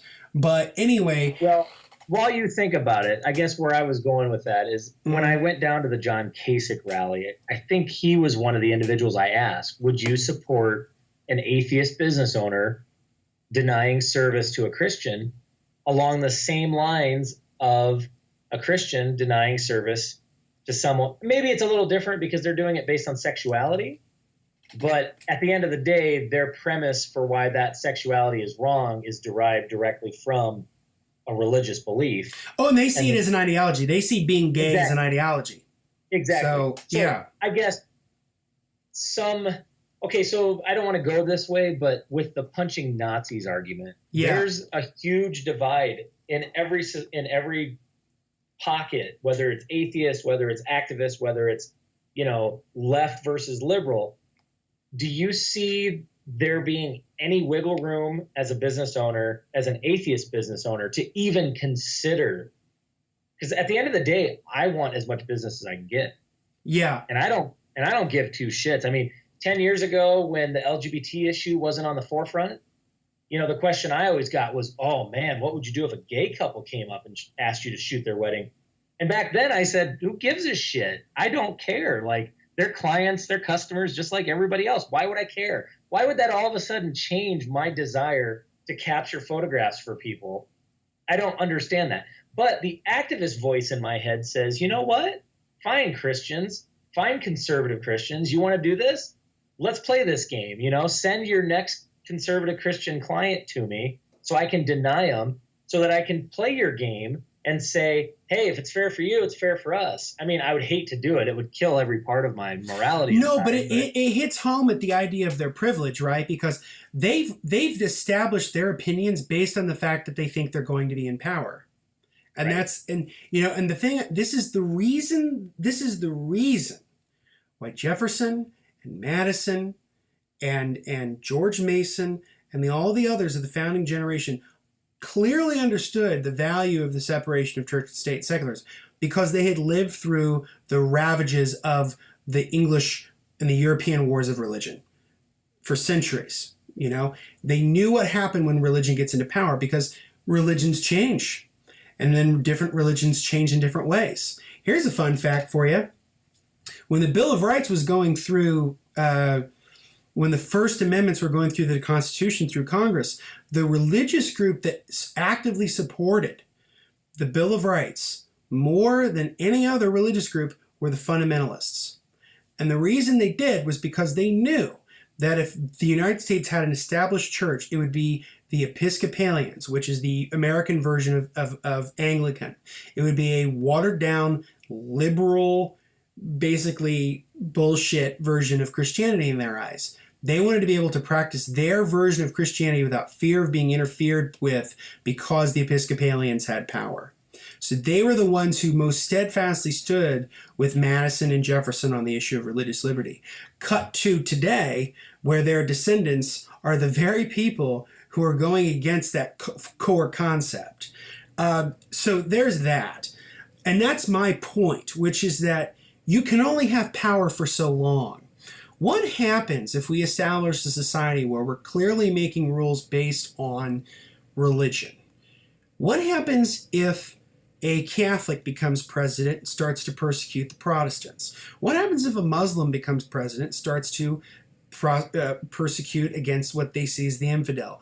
And what happens if you get an atheist as president and they outlaw religion altogether? So this is the thing I'm trying to tell people, is that, so I saw that. Thanks. Okay. So I don't want to interrupt your no. Your point. So this is the point. This is why the founders were like, look. Let's not be an active participant in this. Let's merely be a referee, because they knew that if the government chose which religion would come into power, that would change and the government would become tyrannical. And that's exactly what you're seeing. When these evangelicals win things, it's a tyranny. I mean, it's a tyranny against the whole concept of freedom of religion, the whole concept of freedom of conscience. And here's my thought. If your God's so fucking powerful, why do you constantly need the law?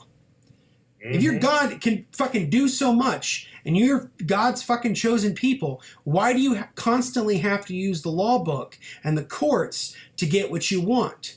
Wouldn't God just fucking give it to you? That shows completely that your God is fucking inept. Right.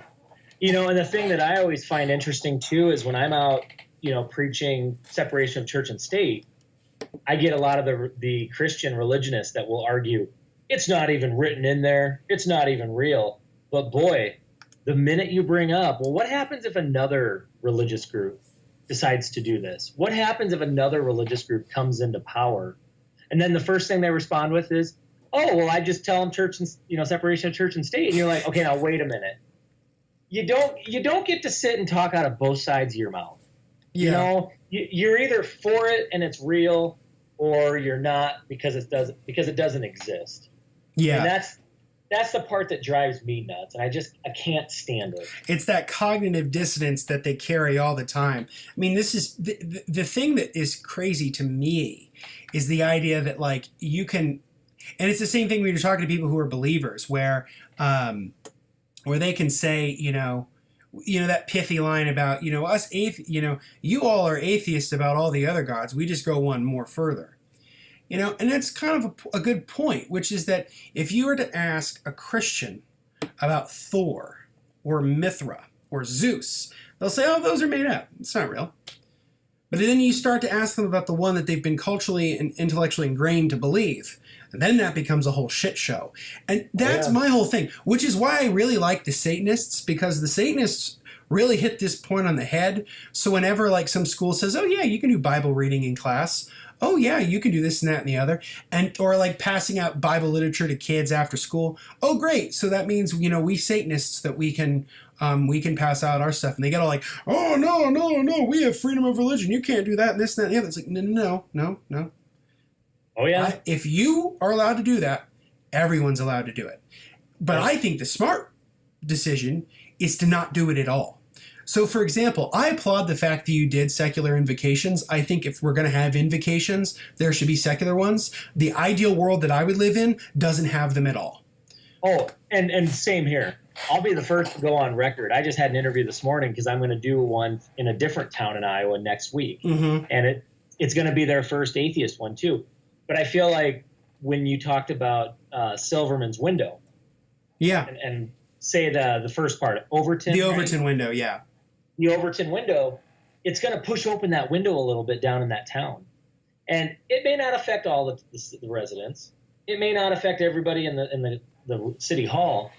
But at the same time, when the newspaper comes out with a headline that says atheist is about to deliver this, I'm waiting for one of these invocations to turn into a shit show. Oh, yeah. It hasn't happened yet. But I'm waiting for the moment, just like down in Florida where the Satanist delivered his. Oh, yeah. And he decided to wear a robe, and then people brought in the little tiny 4-inch crosses, and they started singing. And I mean, I have no problem with it turning into that, because it's only going to help us, because I'm going to go down there all dressed up. If you've watched any of the activism I do, I don't get fired up. I mean, I've been able to do it enough where now it's almost like a performance, if you will. I'm just kind of sitting there going, this is going to happen. Okay, that just happened. Okay, this is going to happen. Yep, that just happened. You almost start to see it happening before it happens. Yeah. And I feel like in that moment, being a firebrand fails. Sure. It fails you. It fails the moment. So if you can actually be more of the diplomat and just sit back and go, hey, look at all these assholes, Well, see, and that's the thing, is that my hope with these invocations, because it is a protest, which is why I think it's great you're doing them, is that my hope is that enough of us weirdos come out of the woodwork and do crazy shit where, us atheists, we talk about, the power of reason and the championing of scientific thought, critical thinking, and that's not weird to me, but it's weird to some people.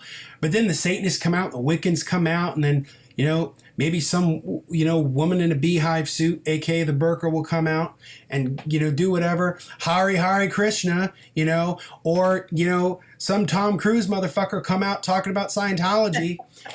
My hope is that, it gets to a point where the absurdity of it is so insane that the city councils will just go, fuck this. We're not doing this anymore. This is fucking dumb.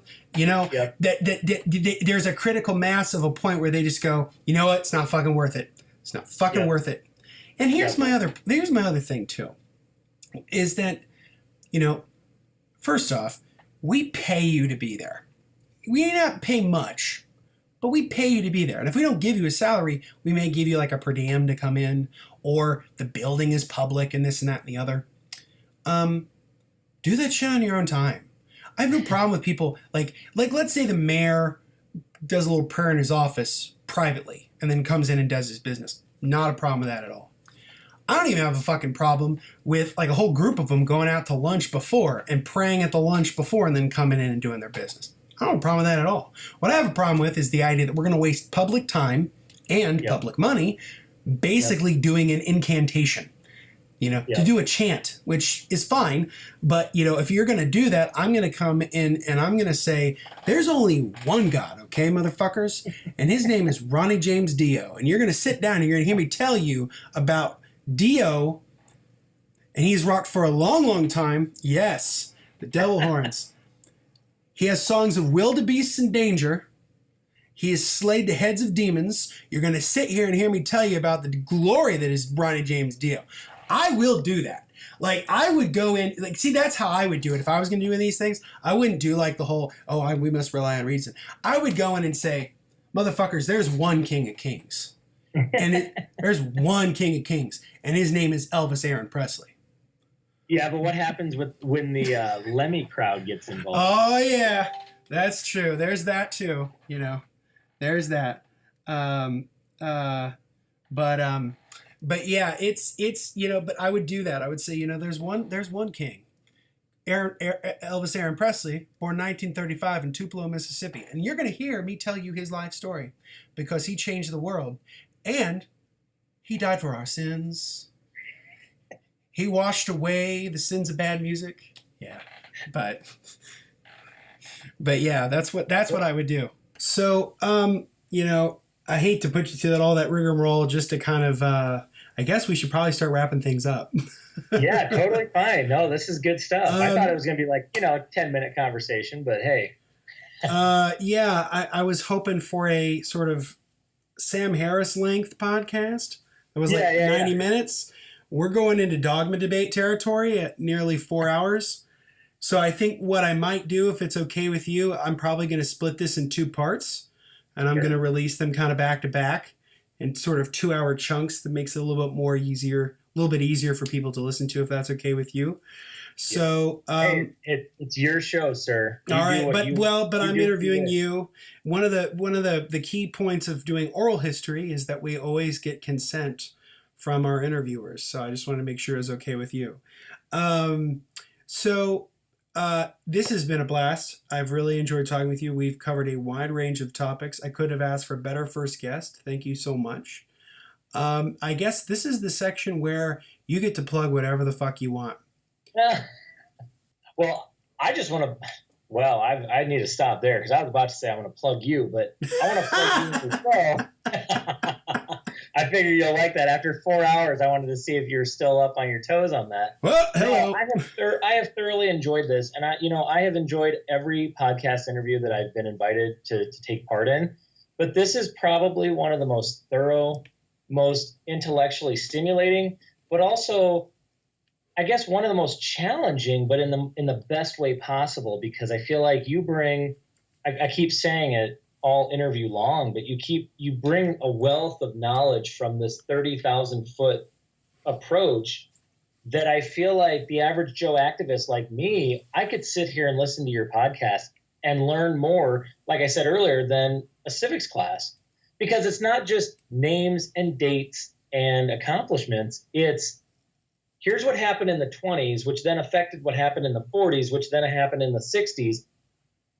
You don't have to, people like me don't have to know all those little details, but if you can condense it and make it easy for us to understand, then when we go out and fight these fights, we can sit there and say, well, wait a minute, can we just call you JC? Yeah. Just be like, that's what JC told me. Like, you sound like a boy band member. That's what JC sang to me, you know? But I mean, seriously, I have really enjoyed this because I come away feeling like, I need to sit there and listen to this podcast interview again because there's so much that we covered that maybe on the next time I come out, now see, look at it, I'm already planning my next appearance. On that next appearance, we can pick right up where we left off like old friends and just be like, hey, now look at what's happened. Now look at what that guy in the office is doing. So thank you so much. This is wonderful, not just for your podcast and my efforts, but just for the movement in general. I mean, we need more discussions like this. We need to show the world that atheists give a damn, that we have knowledge, that we're not just that the God issue isn't the only thing that's important to us. Oh, yeah. Sure. I'll plug one other thing. Jim Helton at the Tri-State Freethinkers. Totally. Last year at the Ark Encounter, it wasn't even at the protest. It was at the after hours event at the University of Cincinnati. He made the most basic statement that has stuck with me since then. So Jim, if you're listening, you better be listening. He said, all of these other issues need to become atheist issues. He said, atheists need to stop being single issue people, and they need to start forming alliances, friendships, building bridges with groups that we never thought we would build bridges with. For me personally, it's conservatives. It's conservatives. Build a bridge with a conservative and get them to understand you do not have to be a Christian to be a part of that movement. So there you have it. I could probably ramble for another 4 hours. I won't do it. I really well, I mean, I guess in specifically, I figured you might want to talk a little bit about Eastern Iowa atheists, or East Iowa atheists. Sorry if I'm saying that wrong. Right, Eastern Iowa atheists. You know, we're very happy to have the opportunity to share our message of activism. But really, we're not doing anything in Iowa that anybody else around the country couldn't do themselves. And so, while I want to sit here and say, hey, good job for us, I want to see other groups try to go out and do the same thing we're doing. And there's many groups that have been doing it for years. They're not who we're talking about. We're talking about that person in Southwest New Mexico that doesn't know if there's an atheist group out there. So he or she says, you know what? I'm going to make my own. That person that's sitting over in West Virginia in coal country going, what the hell is our president talking about? Like, I'm not a Christian, that type of thing. Go up and do big things. Aim high, keep your head down low and aim high. Who knows what can happen? Awesome. And I guess my other thing I would ask you is there a way people can contact you? Yeah, absolutely. Eastern Iowa Atheists at gmail.com. Otherwise, my personal email for atheist activism is iowaatheist247 at gmail.com. Iowa Atheist was already taken. I thought I was going to be cool with the 24/7, like, hey, I'm an atheist all the time. But Gmail said you can't have any dashes, so that. Right on. See, I was such a dork. I thought that was like an area code or something. Oh, sure. And then also on Twitter, Eastern Iowa Atheist is at Iowa Atheist to keep it short. So it's the letter E as an elephant or Eastern, and then the word Iowa Atheist. Otherwise, my personal Twitter is at Iowa Atheist 247. I'd welcome your feedback. I'd welcome your criticisms. Let's start a discussion. Let's continue. Let's not make this as polarizing as what we talked about. Absolutely. If you're an atheist out there thinking, what the hell these two morons just ramble about for 4 hours? I mean, share that, but tell us in a respectful way so we can learn from it. Absolutely. Thank you so much for being on the show with me, Justin. Thank you, Justin. It was a blast. Thank you so Wish much. you the best. Thank you. Have a good night. Take care. You too. Bye-bye. And that is the conclusion of my interview with Eastern Iowa Atheist Director Justin Scott. I had a fantastic time putting together this podcast and talking with him on a wide range of issues. We had originally intended to speak maybe an hour and a half, and it became a 4-hour conversation, hence why we split it up into 2. As always, you can follow me on Twitter, Instagram, Facebook, and YouTube at The Daily Clark, and you can give us an email at reasonrevolutionpodcast@gmail.com. Until next week, this is Justin Clark, and this has been Reason Revolution.